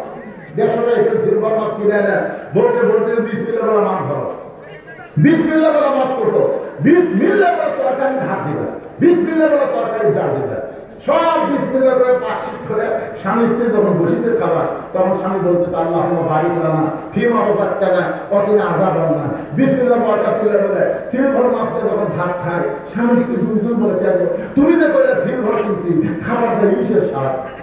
আল্লাহের যতবার বিসমিল্লাহ করছিস সিলভার থাকে। আমি আল্লাহ সিলভার ইলিশ বানাই দিয়েছি। প্রাইমারি মাস্টার 1,500 টাকা সিলভার ইলিশ কিনছে, কিন্তু বিসমিল্লাহ কিছু নেই, 5 টাকা করে। এখন আর ইলিশের স্বাদ নেই। আপনারা বলেন তো এই মাদ্রাসার হুজুরের বেতন কি খুবই বেশি? তারপরে দেখবেন প্রাইমারি মাস্টার রাস্তাতে গেলে সবাইকে কে বেরোবে, মানে বিড়ি খাঁচা দেবে, সিগারেট খাঁচা দেবে, তিনি কাঁঠায় গেছে। আর হাফেজ সাহেব যাবে না, কেন বলবে?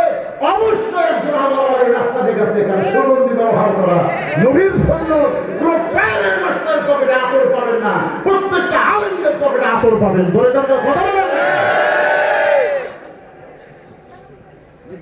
ওমর ফারুক বললেন শুধু 30 পারা কোরআনের হাফেজ না, আমি যে ছেলেটার খবর দিচ্ছি সে হলো 6 লাখ হাদিসের হাফেজ। ছেলেটার বয়স হলো 22 বছর, গায়ের ফর্সা, চাঁদের মতন চেহারা। ছেলেটার নাম হলো আব্দুল্লাহ ইবনে ওমর। মা, আমার আব্দুল্লাহর সঙ্গে তোমাকে বিয়া দিয়া তোমাকে আমার বৌমা বানায়া আমার বাড়িতেই তোমাদের অধিকার দিবার চাই। দেখতেছে যে মেয়েটা 12 বছর ইমানের পরীক্ষা দিতে, সকালবেলা 3টা চাবুক, বিকেলবেলা 3টা চাবুক মারছে, এরকম যে মেয়েটা ইমান হার হয়নি, এমন একটা মেয়ে যদি আমার ছেলের বউ হয়, সে আমার বউ মা হয়ে যাবে। ধরে কোন কথা ঠিক কিনা? আপনার বলেন তো, বেটার বউ আর বউ মা দুটো এক? কয়জন আপনারা বউ মা পাবেন? আমি আপনাদের বললাম ছেলের বউ হচ্ছে বৌমা, ছেলের বউ হচ্ছে বৌমা। আমার বাম পাশে এক সভাপতি আমার এই কথা শোনা খালি মোট কান্না। আমি কোনো সব বিষয় আপনাকে পছন্দ হয়নি না হুজুর, কিসের বউ না, বেটার বউ হলো দরজা। আগে আমার বেটা ভালো ছিল, বিয়ে করার পরে নষ্ট হয়ে গেছে, এখন বউ কথা কি মনে করতেছে? বাপ মা করে থাকে এই গ্রামের নাম কি? শাহরুখের গ্রামের বাপ মা থাকে, আমি বউ কথায় পাবনা শহর। সেই রকম একটা বাসা করছে ভাই, বাসাগুলো বউ থাকে, বাপ মা খোঁজ খবর নেই। এখন বাবা কঠিন অসুস্থ হয়েছে, অসুস্থ হওয়ার কারণে পাবনায় গেছে। ভালো ডাক্তার দেখতে দেখতে রাত 9টা বাজছে। এখন চিন্তা করে রাত 9টার সময় শাহরুখে কেমনে যায়, এত রাত্রে শাহরুখে কেমনে যায়, ভালো ডাক্তার দেখতে দেখতে রাত হয়ে গেছে। মন বলতেছে কেন তোর শাহরুখে যাওয়া লাগবে, তোর কি ছেলের বাসা নাই? এই ছেলের বাসা নাই। তখন মনের চাকরি ছেলের বাসা যায়, কোনোদিনও যায় না, খেলা করে গেছে। ছেলের নাম হলো আব্দুল্লাহ। আব্দুল্লাহ কে? আব্দুল্লাহ আব্দুল্লাহ কয় আমার সবাই স্যার বলে, সাহেব কয়, আমি এত রাত্রে আমার নাম ধরে ডাকি মরদ কে রে? আপনার বলেন তোর নাম ধরে ডাকার মরদ কে? তুমি যত বড় সাহেব হও, যত বড় হুজুর হও, বাদ কিন্তু তোমার সাহেবও করে না, সারও করে না, নাম ধরে ডাকবে। চলে কেন ঠিক না? আব্দুল্লাহ দরজা খুলে দেখে বাবা ইতিমের মতন দাঁড়ায় আছে। আব্দুল্লাহ বলতেছে বাবা আপনি তো শহরে আসেন না, আমি আপনার বৌমাকে নিয়ে শহরে থাকি বলে আপনি রাত করে বেড়াবার আসেন না। আজকে রাত 9টার সময় কারণ কি? বাপ বলতেছে ঠেকাত করছি, ঠেকাত করছি। ডাক্তারকে দেখা দেখে 9টা আছে, এখন এত রাতে শাহরুখে কেমন যায়? এই জন্য তোর বাসা যাচ্ছি রে, তুই কি গেটত খারাপ করে থবো না ভেতর নেব? ছেলে বলতেছে বাপের রাখতো, আসেন আব্বা আসেন। ঘরের মধ্যে নিয়ে রেস্ট নিয়ে বসেছে। আব্বা একটু ধৈর্য ধরেন, বসে। বাবু বসে থাকা বইয়ের ঘর গেছে। লক্ষ্মীটি সোনার ময়না পরিমণি, বউ কম্বলের ভিতরে কি কি এত জোরে চিল্লাচ্ছ? আব্বা আমি জানি না, তোকে আব্দুল্লাহ আব্দুল্লাহ বলে ডাকলো না? সারাদিন হল আমার মা ব্যথা করতেছে, ডানার মধ্যে শিরশির করতেছে, আবার হামাক দেখতেছে, বাপ একটি খাবার দাও। সব কথা বাপ শুনছে। এর আব্দুল্লাহ আব্বা কি আমার বৌমার অসুখ, তুই কি মনে করছিস খাবার দিনাচ্ছে? যাবার পারিনি বেটা, যাবার পারিনি, তোকে থাকার দিনাচ্ছে রে, তোকে থাকার ঘর আছে। তবে আব্বা তার ওই ঘর বসে রাত 9টার সময় বাবা না খাইয়া ঘুমাইছে। রাত যখন 11টা বাজে, ওই সময় আব্দুল্লাহর শালা বইয়ের ছোট ভাই, রাত কয়টা? 11টার সময় সে ডাকতেছে শেফালি আপা। আব্দুল্লাহর বইয়ের নাম হলো শেফালি। শেফালি আপা সঙ্গে সঙ্গে কম্বল ফেলে দিয়ে মারছে লাভ। আব্দুল্লাহ টাকা থেকে কম্বল আছে, বউ নাই। বউ দরজা করে বলতেছে ভাই এত রাত, ক্রাম খেলতে খেলতে রাত হয়ে গেছে, ঘড়ির দিকে কাকানোর টাইম পাই, মানে ঘুমাই ফেলিতে বলতেন কি আপা একটু সুদ করছে। কি পাগল তুই, সুদছি গেল, বস কি খাবি? আগে খাওয়া দাওয়া করবি তারপরে শুনবি, তুই না খাইয়া ঘুমাই না, আমার চোখে ঘুম ধরবে না। ভাইকে ডাইনিং টেবিলের চেয়ারে বসে মাছ গরম, দোস্ত গরম, ভাত গরম, সব গরম করে ভাইয়ের সামনে দেওয়া বলতে খাবাই খাবাই, তুই না খাইলে আমার কবিতার শান্তি নাই। আব্দুল্লাহ ঘরের ভিতর থেকে চিন্তা করে আমার বাপ 9টার সময় আছে, তোর মাথা ব্যথা পিঠ শিরশির করে, আর 11টার সময় কি করিস একটু বার হয়ে থাকে 5 তরকারি গরম ভাত, শালার মাথায় বইয়ের হাত। কয় তরকারি? 5 তরকারি গরম ভাত দিয়ে শালার মাথায় বইয়ে হাত দিয়ে বলতে ভাই আর 1 টুকরা দে, আর 1 টুকরা খা। এমন শুনে আব্দুল্লাহ চুপি চুপি বাবা সেই ঘরে ঘুমায়। ওই ঘরে জানলার পাশে দিয়ে তাকায় দেখে 0 বাল্বের আলোতে বাবার শুকনা মুখ দেখতে পাই। ওয়াকাযা রাব্বুকা আল্লা তা'বুদু ইল্লা ইয়্যাহু ওয়া বিল ওয়ালিদাইনি ইহসানা। আল্লাহ কোরআনে বলতেছেন আমি আল্লাহর ইবাদতের মধ্যে কাউকে স্বীকার করা যাবে না। আল্লাহর ইবাদতের পর তোদের বাপ মার প্রতি ইহসান কর, দয়া কর, ভক্তি কর। কে আব্দুল্লাহ, তোর যে বাবা না খাইয়া তোর লেখাপড়া করাইছে, যে বাবা মাটির বিছনা থেকে তোর খাট বানায় দিছে, আজকে সেই বাবা না খাইয়া ঘুম পাড়তেছে, আর তোর শালার সামনে 5 তরকারি গরম ভাত। লিয়াবলুয়াকুম আইয়ুকুম আহসানু আমালা। আল্লাহ বলতেছে, আব্দুল্লাহ আজকে তোর সুন্দর আমলের পরীক্ষা হবে। তুই কেমন মুসলমান, তোর বাবা না খায় ঘুম পাড়তেছে, আর তোর শালার সামনে 5 তরকারি গরম ভাত, তোর কি করার কিছুই নেই? আমি আল্লাহ তোকে আজকে নেক আমলের পরীক্ষা করবো। আব্দুল্লাহ চিন্তা করতেছে, বর্তমান যে সরকার ক্ষমতাটা আছে, এখন নেক আমল করবে গেলে জেলত যাওয়া লাগবে, নারী নির্যাতনের কেস খাওয়া লাগবে। বিবেক বলছে, কে আব্দুল্লাহ জাগা মতো কাম করবি, জাগা মতো। ভিতরে কিন্তু একটা আদালত আছে, আমাদের সদরের ভিতরে আসেন না, আসেন না, আদালত বলতে জাগা মতো। জাগা কি? পিছন দিকে তাকায় দেখুন হয়ে আছে, ও পিছনে লেভেল পজিশনে একটা বাড়ি মারবো, প্রতি বাড়িতে একটা করে হবে সব। আব্দুল্লাহ চোখ বন্ধ করে দেখতেছে, উটি বড় একটা বেলা আছে, মানে বাসার তখন লাঠি থাকে না, উটি বলা মাপে 1 হাত, মাপে কয় হাত, ওই বেলানটা হাতের মধ্যে নিয়ে বিলাই যেমন ইন্দুর ধরে চুপি চুপি আব্দুল্লাহ বইয়ের পিছনে খাড়া হয়েছে। বউ খালি সারাকে বলতেছে, পিছনে যে স্বামী খাড়া হয়ে আছে ওই দিকে বইয়ের কোনো খেয়াল নাই, কারণ মেয়ে মানুষ বাপের আত্মীয় স্বজন যখন আসে অন্য কোনো দিকে খেয়াল থাকে না, আর শ্বশুর আত্মীয় স্বজন যখন আসে তখন সব খেয়াল চলে আসে। ধরে গন্ধটা ঠিক কিনা?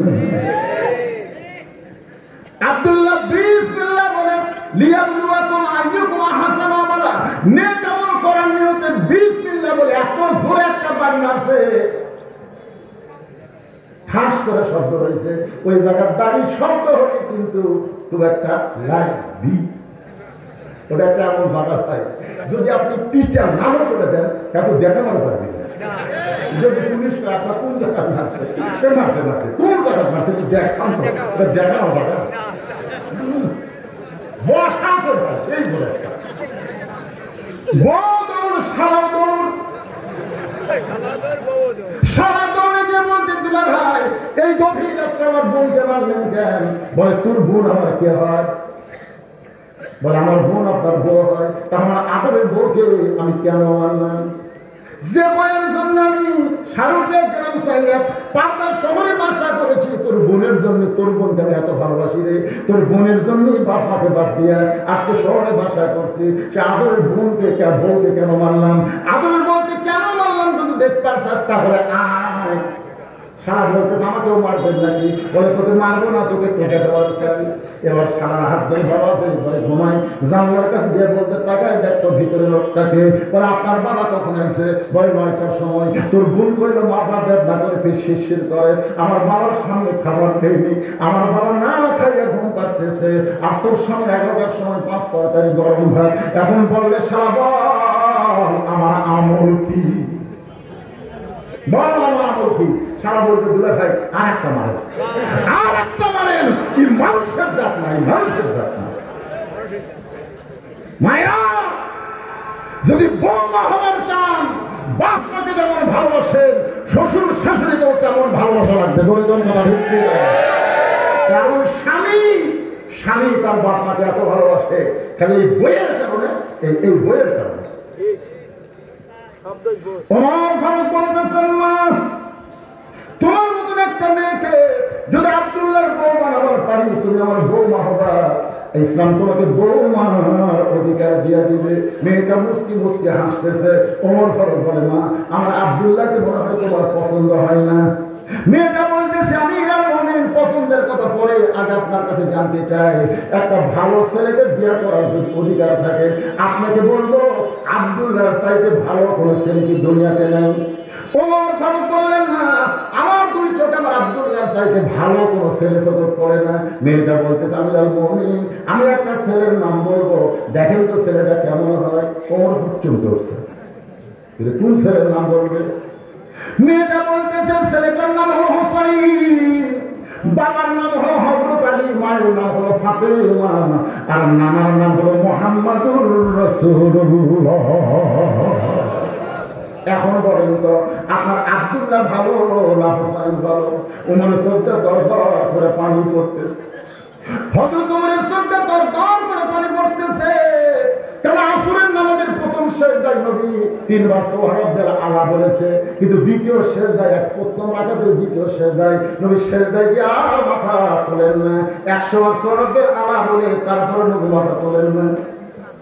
অনেক সময় পরে মাথা তুলে দ্বিতীয় রাকাত পড়লেন, তৃতীয় রাকাত পড়লেন, চতুর্থ রাকাত পড়ে যখন সালাম ফেরালেন, ওমর ফারুক বলেন, রাসূলুল্লাহ প্রথম সেজদায় 3 বার সুবহানাল্লাহ আলা, কিন্তু দ্বিতীয় সেজদায় এত লম্বা দিলেন কেন? রাসূল বলতে, সাহাবীরা রে, তোমরা সবাই যখন সেজদার মধ্যে ছিলে, এমন সময় কাতারের ভিতর ফাঁকা পাইয়া ওই ফাঁক দিয়ে একটা পবিত্র এসে আমার পিঠের উপরে চড়ে বসেছে। যতক্ষণ আমার পিঠের মধ্যে চড়ে বসেছিল, আমি নামাজ পড়া অবস্থায় তাকে একবার নামাতে চাইলাম, কিন্তু নামাজের মালিক আল্লাহ বলে, হাবিব হোসাইন যতক্ষণ আপনার পিঠে বসে থাকবে, আপনি ততক্ষণ সেজদা থেকে মাথা তুলবেন না। কারণ আপনি যেমন হোসাইনকে ভালোবাসেন, আমি আল্লাহ তেমন ভালোবাসি। সেদিন থেকে ওমর বুঝবার পারছে যে হোসাইনকে নবীর নাম বলে নাই, নবী পবিত্র বলেছেন, সে হোসাইনের চাইতে ভালো ছেলে দুনিয়াতে আর কি আছে? ওমর ফারুক বললেন, মা, আমার আব্দুল্লাহর চাইতে তোমার হোসাইন কোটি কোটি গুণ ভালো। মেয়েটা বলতেছে, যদি তাই হয় তাহলে ভালো ছেলে হোসাইন থাকতে আপনার আব্দুল্লাহর সঙ্গে বিয়ে বসবো কেন? ওমর ফারুক মেয়েটাকে নিরাপদ আশ্রয় দিয়ে হযরত আলীর বাড়ির দরজায় গেলেন, সালাম দিয়ে বললেন, আলী ভাই, আমি ওমর কোনোদিন ঘরটারি করি নাই, আজকে প্রথম ঘটক হইয়া তোমার বাড়ির দরজায়, আলী তোমার হোসেনের সঙ্গে একটু ঘরটারি করবার চাই। আলী বলতেছেন, আপনার মতন মহান ব্যক্তি যদি ঘটক হয় তাহলে পাত্রী অবশ্যই ভালো হবে, পাত্রী অবশ্যই ভালো হবে। ওমর ফারুক বলতেছেন, পাত্রী 1 নম্বর গুণ হলো 6 বছর বয়সে ঈমান গ্রহণ করেছে, পাত্রী 2 নম্বর গুণ হলো 12 বছর ঈমানের পরীক্ষা দিয়েছে, পাত্রী 3 নম্বর গুণ হলো আমার আব্দুল্লাহর সঙ্গে বিয়ে দেওয়ার চাইলাম, কিন্তু আমার আব্দুল্লাহর পছন্দ করলো না, তোমার হোসেনকে পছন্দ করেছে। আলী বলতেছেন, এমন একটা মেয়ে যদি আমার হোসেনের বউ হয় তাহলে আমার হোসেনের জীবনটা বড় শান্তিময় হয়ে যাবে। ওমর ফারুক বলতেছে, আলী ভাই, তাহলে আমার ঘরটাকে আল্লাহ কবুল করেছে। হযরত আলী আর হোসেন, হযরত ওমর ফারুক দুইজন যখন কোলাকুলি করতেছে, ঘরটাকে আল্লাহ কবুল করেছে। এমন সময় হোসেন ঘর থেকে বের হয়ে বলতেছে, মুরব্বী, আপনার দুইজন মিলে যে কোলাকুলি করতেছেন, মনে হয় আপনারাই বিয়ে করবেন। যে বলছে মনে হয় আপনারাই বিয়ে করবেন, হযরত ওমরের চেহারা রক্তের মতন লাল হয়ে গেছে, কিন্তু মুখ আল্লাহ রাসূল বন্ধ করে দিতে ধরে খান, সুবহানাল্লাহ, চেহারা রক্তের মতন লাল, তবে মুখটা বন্ধ হয়ে গেছে। অনুরোধ করে বলতেছে, হোসেন, আমিও তোমার মুরব্বী, তোমার বাবা তোমার মুরব্বী, আমরা 2 মুরব্বী মিলে যদি সিদ্ধান্ত নেই, তুমি কি সিদ্ধান্ত গ্রহণ করবে না? হোসেন বলতেছে, আপনার 2জন আমার মুরব্বী আমি জানি, কিন্তু আসল মুরব্বী হিসাবে দুনিয়ার একমাত্র কেবল আমার নানা আমি মানি, নবী ছাড়া অন্ধভাবে দুনিয়ার অন্য কাউকে মানা যাবে না। কথা কোন ঠিক না? কথা বলে অন্ধভাবে। দেখেন আল্লাহ কোরআনে বলছেন, আতিউল্লাহ ওয়া আতিউর রাসূল ওয়া আতিউ উলিল আমরি মিনকুম, কিন্তু বলে নাই, এখানে আতিউ বাদ দিয়েছে, আতিউল্লাহ আতিউর রাসূল, আল্লাহর হুকুম নবীর তরিকা। তারপরে আতিউ বলে নাই, তারপরে বলেছে উলিল আমরি মিনকুম, তোমরা আমিরদেরকে মানো কতক্ষণ পর্যন্ত? আমির যতক্ষণ নবীর তরিকার মধ্যে থাকবে। নবীর তরিকা মানতে যদি আমির নিজের তরিকা বানায়, আর সেইটা মানা যাবে না। কেবলমাত্র মানার একমাত্র আল্লাহর নবী। জোরে কোন কথা ঠিক না? কথা বলে হোসেন বলতেছে, আপনার 2জন আমার মুরব্বী, আমি জানি তো, সম্মান করি, কিন্তু আসল মুরব্বী হিসাবে আমার নানাকেই কেবলমাত্র মানি। তোমার ঘরে কোনো হোসেন তুমি কি বোঝাবার চাও? হোসেন বলতেছে, আমিরুল মুমিনিন, মনে কষ্ট দেবেন না, কয়েকদিন আগে আমি স্বপ্নে দেখলাম, কয়েকদিন আগে আমি স্বপ্নে দেখেছি আমার নানা ঘরের মধ্যে আরাম করতেছে। আমি হোসেন দরজাকে বললাম, ও নানু ভাই, আমি একটু আপনার কাছে যাওয়ার চাই। আমার নানা বলতেছে, আমি এখন জান্নাতে আরাম করতেছি, এখন তোর জন্য দরজা খোলা যাবে না। আমি হোসেন চিন্তায় পড়ে গেলাম ভাঙ্গা ঘরের মধ্যে নানা কথা বলতেছে আর নানাটাই জান্নাত আরাম করতেছি এই জান্নাত আমার দেখা লাগবে আস্তে করে জানলার ফাঁক দিয়ে তাকায় দেখি আমার নানি উড়াতে বালিশ বানিয়ে দিচ্ছে সেই উড়াতের উপরে নানা মাথা দিয়ে শুয়ে আছে আমি রাগ করে বললাম নানা নানির উড়াতে বালিশ বানাই নাকি জান্নাতে থাকা যায় নানা বললেন হোসেন তুই ছোট্ট মানুষ বুঝবি না তোর নানির মতন বউ যদি কেউ ঘরে পায় ওই ঘরটা আল্লাহ জান্নাত হয়ে যায় হোসেন বলতেছে সেদিন তো আমি সিদ্ধান্ত নিয়েছি আমার নানা যেমন বিয়ে করতে ভাঙ্গা ঘর নানির কারণে জান্নাত হচ্ছে আমিও আমার নানার মতন বিয়ে করবো আব্বা বলেন তো আমার হাসান ভাইকে আপনি কার সাথে বিয়ে দিয়েছেন আপনি জানেন আমার বড় ভাই মাঝে মধ্যে কান্দে আমি একদিন তার কান্না দেখে চিন্তায় পড়ে গেলাম ভাই কান্দে কেন হাসান খুবই নরম মানুষ অবিকল নবীর মতো ধরে গেল সবাই হোসেন বলে ভাই যান আপনি যে গোপনে গোপনে কান্দেন তার কারণ কি বলে না তোর বলা যাবে কেন বলা যাবে না আমরা দুই ভাই তারপর হাসান বলতেছে তোর ভাবির কারণে তোর ভাই খুবই পুঁতি রে হাসান রাজার বইয়ের নাম হলো জায়দা ধরে নাম কি জায়দার জীবনে করদিন ভাই বর্তমান মেয়ে মানুষের মতন তার কথা আমার কাছে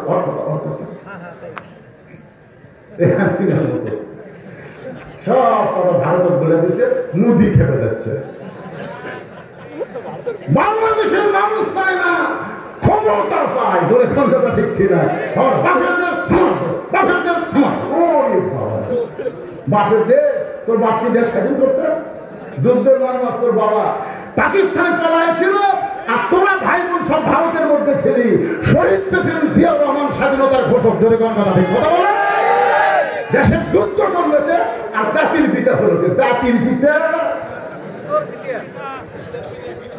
ওরে বাবা কি মশা আমার বাপের তো সামনে দেশ তো পড়ালো কেন কি কথা বলেন সাইন আছে কথা বলেন একটু মনোযোগ দিয়ে শুনবেন আমার নানা যেমন বিয়ে করছে আমিও কেমন বিয়ে করবো বাবা আপনি বলেন তো আমার মা আপনার কেমন বউ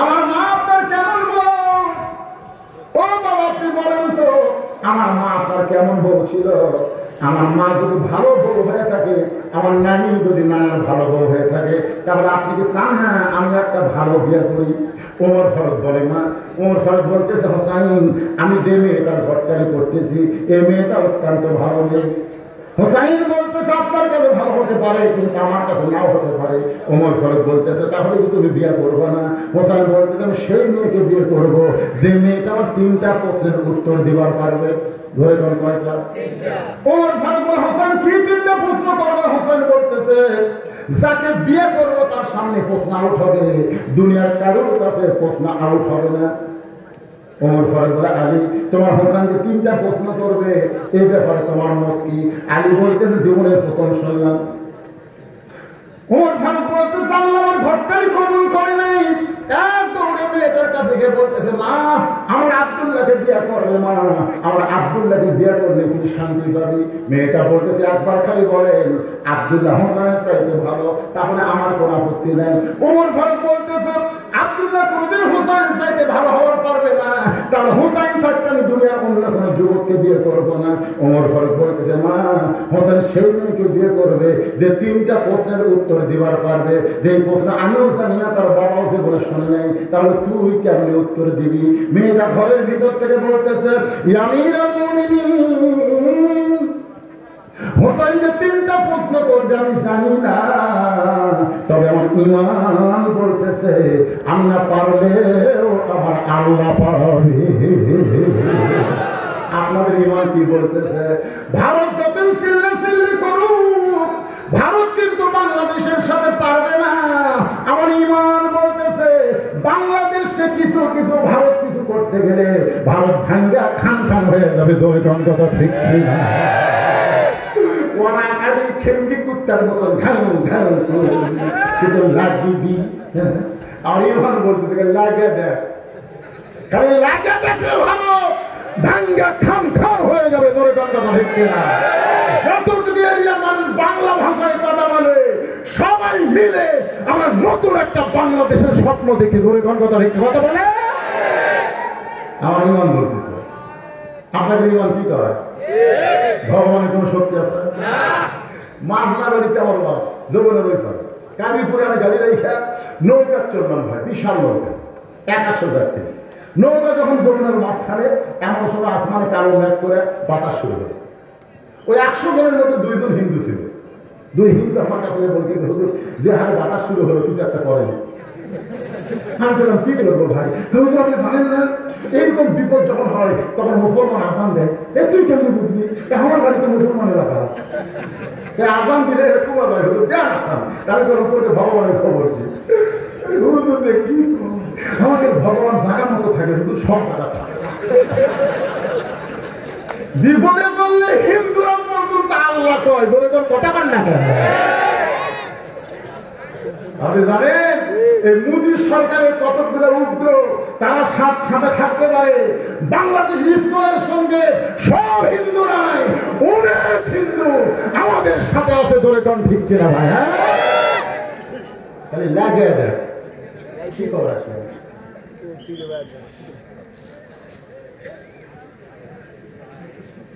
আচ্ছা ঠিক আছে। না মুসলমানের কাছে সবচাইতে দামি মহব্বতের জিনিস হল মসজিদ। বুঝলেন? বাবরি মসজিদ ভাঙ্গা ভারত ওই জায়গাতে রাম মন্দির বানাচ্ছে। ধরে কথা কন আগে 400 বছরের পুরাতন বাবরি মসজিদ ছিল, সে বাবরি মসজিদ ভাঙ্গা ওই জায়গাতে রাম মন্দির বানাচ্ছে। আর আমরা মুসলমান ভাঙ্গা মসজিদ টাকা পয়সা চাঙ্গা করবে পারি না। আপনি জানেন আল্লাহ রাসূল বলেছেন যে আমার আল্লাহর ঘর তৈরি করে আল্লাহ সাথে সাথে জান্নাতে তার জন্য একটা ঘর বানায়। এবার সুবহানাল্লাহ বলেন না, বলছে যে হুজুর মসজিদ দেওয়াল হয়ে গেছে, ছাদ হয়নি। আপনার বলেন তো ঘরের দেওয়াল হবে ছাদ নাই, ওটা ঘর কার ঘর? মসজিদ কার ঘর? আপনার ঘর। আপনার ঘর যদি দেওয়াল থাকে ছাদ না হয় আপনার কষ্ট লাগে না? দেওয়ালটা কি করলাম সাথে হচ্ছে না। এই মসজিদের অবস্থা হয়েছে তাই এখন এই সময় তারা উঠবি আল্লাহ আল্লাহ আল্লাহ তোমার মসজিদের কথা বলতেছে। এই সময় তারা উঠবি আল্লাহ এক মাসের মধ্যে করতে আল্লাহ সেই দিও আল্লাহ আল্লাহ তোমার ঘরের জন্য কথা বলতেছি। এরপরও তারা উঠে এদের প্যারালাইসিস দিয়ে এমন ভাবে বসে দাও আর তারা লড় না পারে। ধরে কোন কথা ঠিক না? আশ্চর্য কথা। লড়ে কে এখানে দেখেন তো লড়ে কে? বিশ্বাস করবেন যে কোরআন শরীফ আমার হাতে। কোরআন শরীফ এই নভেম্বর মাসের 2 তারিখে আমার মাহফিল ছিল নওগাঁ জেলার নিয়ামত থানায় ছাত্রাতে। মাহফিল শেষ, আমি দোয়াদৌড়ি করতেছি মনোবাদ করবো।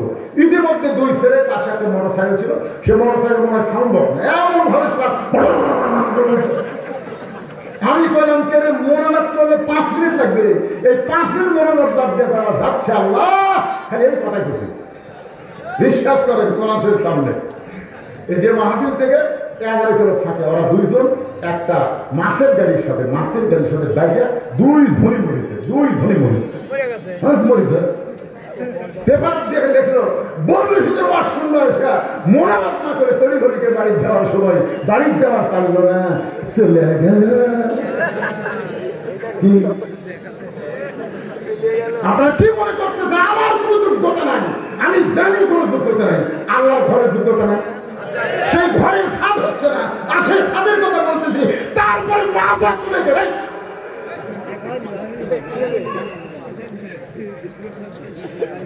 মনে করতেছেন দূরে হাতে থেকে পাওয়ার কমে গেছে। তুমি অ্যাঙ্গেলের মাধ্যমে ডাইরেক্ট মার হবি। মেয়েটা বলতেছে আমিরুল মুমিনিন হোসেন কি 3টা প্রশ্ন করবে আমি জানি না, তবে ওর ইমান বলতেছে আমি না পারলেও আল্লাহ পারাবে। আমাদের ভারতের হিন্দুদের মধ্যে যদি যুদ্ধ লাগি মুসলমানের ইমান বলতে হবে আমরা না পারলেও আল্লাহ পাক আমাদের পারা হবে।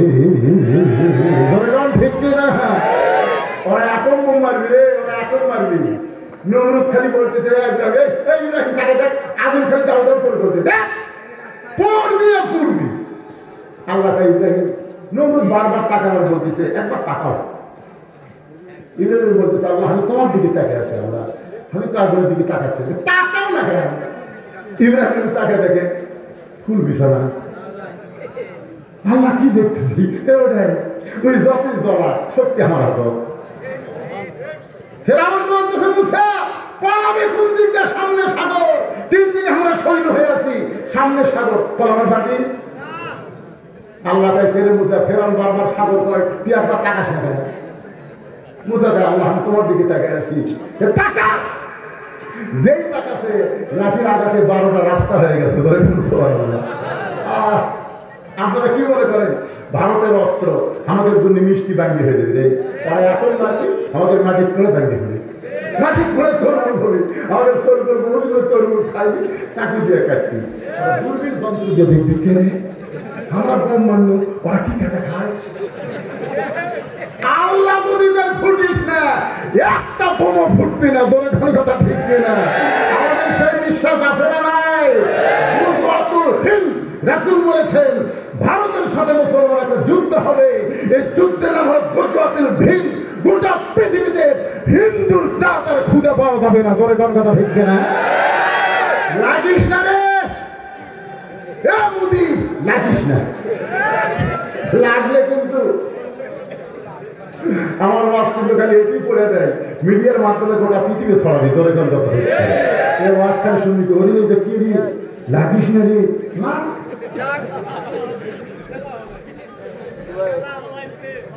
আল্লাহ আল্লাহ আল্লাহ। তো এখন এই যে আলোচনা আমি করতেছি ভাইজান, মেয়েটা ইমানের পদে পরিহার হয়ে 3টা প্রশ্নের উত্তর দিবার তার দিতে পারবে না, আমি এখানে বলে তারপরে মনোযোগ করবো। কিন্তু মসজিদের ছাদের জন্য কি লাগবে ভাই? কি লাগবে? এতে কমপ্লিট লাগবে। আমার জন্য শেষ বক্তার জন্য এত আদায় ধরে হবে না? না, সেটা না। তো শেষে যখন বক্তা ওয়াজ করে তাহলে ওটা সচল শেষে। আপনাদের মধ্যে এমন কোন পাগলা আছে যে পাগলা বাড়ি পায়খানা বানালো, 3 ধারে বাড়ি করলো, 4 তলা বাড়ি করলো, ধার কাজ করে বারবার দেখতেছে? কি দেখিস ভাই? রড বাড়ি করে ছুটি হুজুর, আমি 1 তলা করবো। 2 কাঙ্গের দিকে ফেরত টাকায় কেড়ে শয়তান, তুই 5 তলা করার চিন্তা করতেছ? তোর বাড়ির দ্বারা মসজিদের ছাপ নিয়ে যায় 5 তলা 10 তলা বাড়ির থেকে কবর তাই কবর তো সাইজ করা হবে, আর মসজিদের সামনে কবর হয়, তোর কবরকে আমি আল্লাহ জান্নাতের বাগান বানাই দিব। ধরে কথা ঠিক না? নিজের বাড়ির চাইতে আল্লাহর ঘরকে গুরুত্ব দিয়া কোন আল্লাহর বান্দাকে এখানে আসেন যে আল্লাহর ঘরের জন্য আমি 10,000 টাকা দান করবো, এরকম কোন আল্লাহর বান্দা থাকলে হাত তোলেন। হুজুর 10,000 টাকা আল্লাহর ঘর দিলাম, আল্লাহর ঘর। সম্পদ দেওয়ার মালিককে একটা অসুখ হবে, ডাক্তার সাহেব 1 লাখ টাকা খাবে। আল্লাহ ভাইরা আমার ঘর তুই 10,000 টাকা দিবি, 1 বছর তোর ডাক্তার কাছে যাওয়া লাগবে না। মাসে আমি চালাম 10,000, দিছে 1,000। গিয়াসউদ্দিন আল্লাহ তোমার বান্দা নগদে 1,000 টাকা এবং 2 বস্তা সিমেন্ট। 2 বস্তা সিমেন্টের দামি দিল না, 1,000 টাকা বাদে সিমেন্ট। কি বলবো?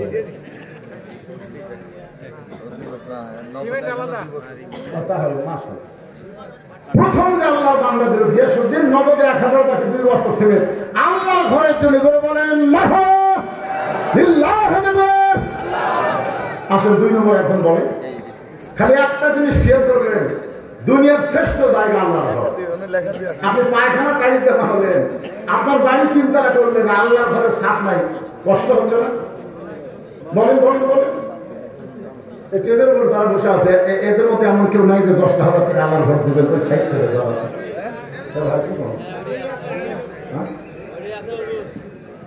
2,000 মতো 10,000 বেশি হবে, আপনার পাগলা হবে না? না ঠিক আছে, আমি 10,000 থাকি, 2,000 মিটার দাম হলো 24,000, 20,000, তার ডবল দিছে। আজকের মাহফিলের সভাপতি সাহেব 2001 নম্বর ইউনিট খোয়া করার করে বলেন বাবা থাক করলে খোয়া দিলেন না? 2,000 ইউনিট খোয়া দেওয়া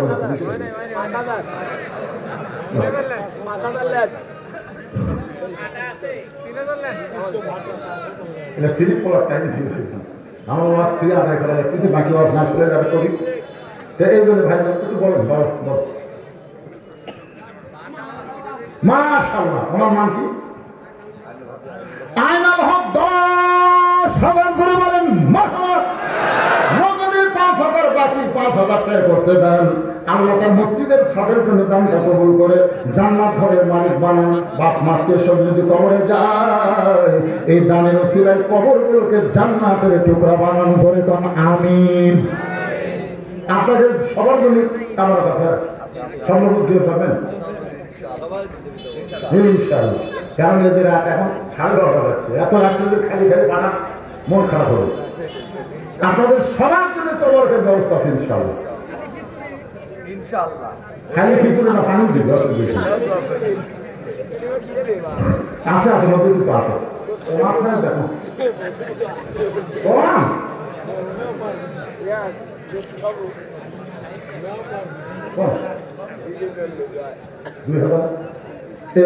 এটা 20, ওটা 10, মধ্যে 2,000 মানান 6,000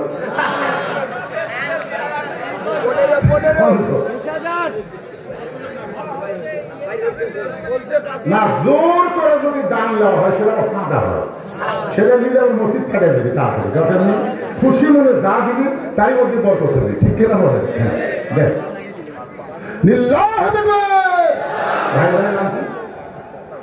মুক্তার হোসেন 5,000 টাকা নগদ করে বলেন মারহাবা।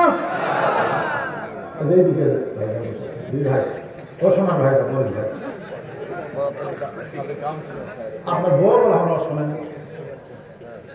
তো আমার বোন আর আপনি দুইজন মিলে এই বোনের কিছু দিবেন না। আমাকে বলছে হুজুর আপনার এই ভক্ত আমার বাড়িয়ে দেব। তো ওয়াজ না শুনলে ঘুম ধরে না, মানে আমার ওয়াজ হলো ঘুমের ওষুধ। ঘুম পারে না, ঘুমের ওষুধ হয়ে গেছে রে আমার ওয়াজ। আমার ওয়াজ দিয়ে ঘুম আসে, শোনে না, ঘুমের ওষুধ।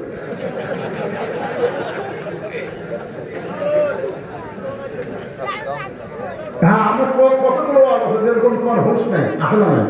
হাসান হোসেনের ওয়াজ, আবুল ভাওয়াজ, এগুলো ওয়াজ খুব ঠান্ডা ওয়াজ, ঘুম ধরলি। আর সেই জোয়ান কালে সুস্থ বোঝেন খালি সেই টান।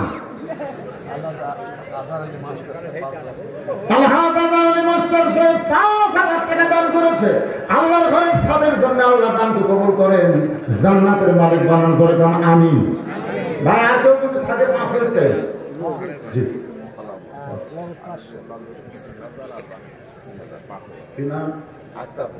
আক্তার হোসেন, আল্লাহ তোমার বান্দা আল্লাহর ঘরের ছাদের জন্য নগদ 3,000, বাকি 2,000, মোট 5,000 টাকা দান করেছে। আল্লাহ দানকে কবুল করেন, আল্লাহুম্মা আমিন। এই যে সুন্দর টাকা আপনার ঢুকেছে, এটাই ভরে নিয়ে। আচ্ছা, এই যে গামছা যারা আদায় করছে সেটা ঢুকিয়ে, সেটা ঢুকে মসজিদের জন্য এখন গামছা আদায় হবে, মসজিদের জন্য। মাদ্রাসার জন্য আগে আদায় হয়েছে, মসজিদের জন্য আপনাদের কাছে গামছা দেবে, ব্যাগ দেবে, দিবেন না? আল্লাহর ঘরে দিবেন না? 10, 20, 50 যাই না করেন দিবেন। কারা কারা দিবেন আল্লাহকে হাত দেখা দেখে দিন। লিল্লাহু আকবার। এই যাও 7,000 টাকা ভিতরে উঠবে, সব লোক হাত তুলছে, দাও। জি সিমেন্ট মাশাআল্লাহ। আমার একটা ছোট ভাই ময়না কি রে বলে ভাই আমার টাকা না দেয় একটু সিমেন্ট। আচ্ছা টাকা আপনার সিমেন্ট দেন, অসুবিধা কি? সিমেন্ট তার নগদ দেওয়া লাগছে না, টাকা নগদ ব্যাগের মধ্যে দেন, আর বাকি 1 বস্তা সিমেন্ট দেন। আপনার কারা কারা আল্লাহর ঘরে ছাদের জন্য 1 বস্তা সিমেন্ট দেবেন। আল্লাহ এই যে হাত দেখতে একবার কোটি তুলতে মাশাআল্লাহ। ভিতরে ঢোকো ঢুকলো না, তুলে আনা যাবে না, আপনারা ভিতরে না, আপনারা ভিতরে যান। যারা সিমেন্ট দেবেন হাত তুলে ডাকবেন। আপনাদের মাঝখানে খাতা নেই, ব্যাগ না নামো, 10 জন ব্যাগ না নামো, 10 জন যাইতে পারেন। আল্লাহ রাস্তা দেবেন, আল্লাহুম্মা আমিন। ভাই ব্যাগ কোনে ব্যাগ সিমেন্টে টাকা দিচ্ছে, বলে যাচ্ছে এটার ভাড়া সহ সিমেন্টে টাকা দিচ্ছে।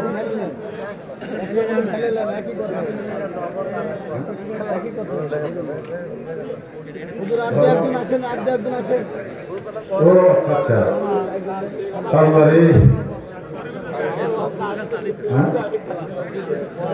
এসএসএস অফিস 1400 টাকা দান করেছে। আল্লাহ তাদের দান কবুল করে। আল্লাহুম্মা আমিন। ভাই মানে কি ভ্যান চালায় দেখছেন ভাই মানে 600 টাকা দান করলে আমরা দোয়া করি কত ধানের ব্যাটারি দেন না হয়, এক ব্যাটারি তুললে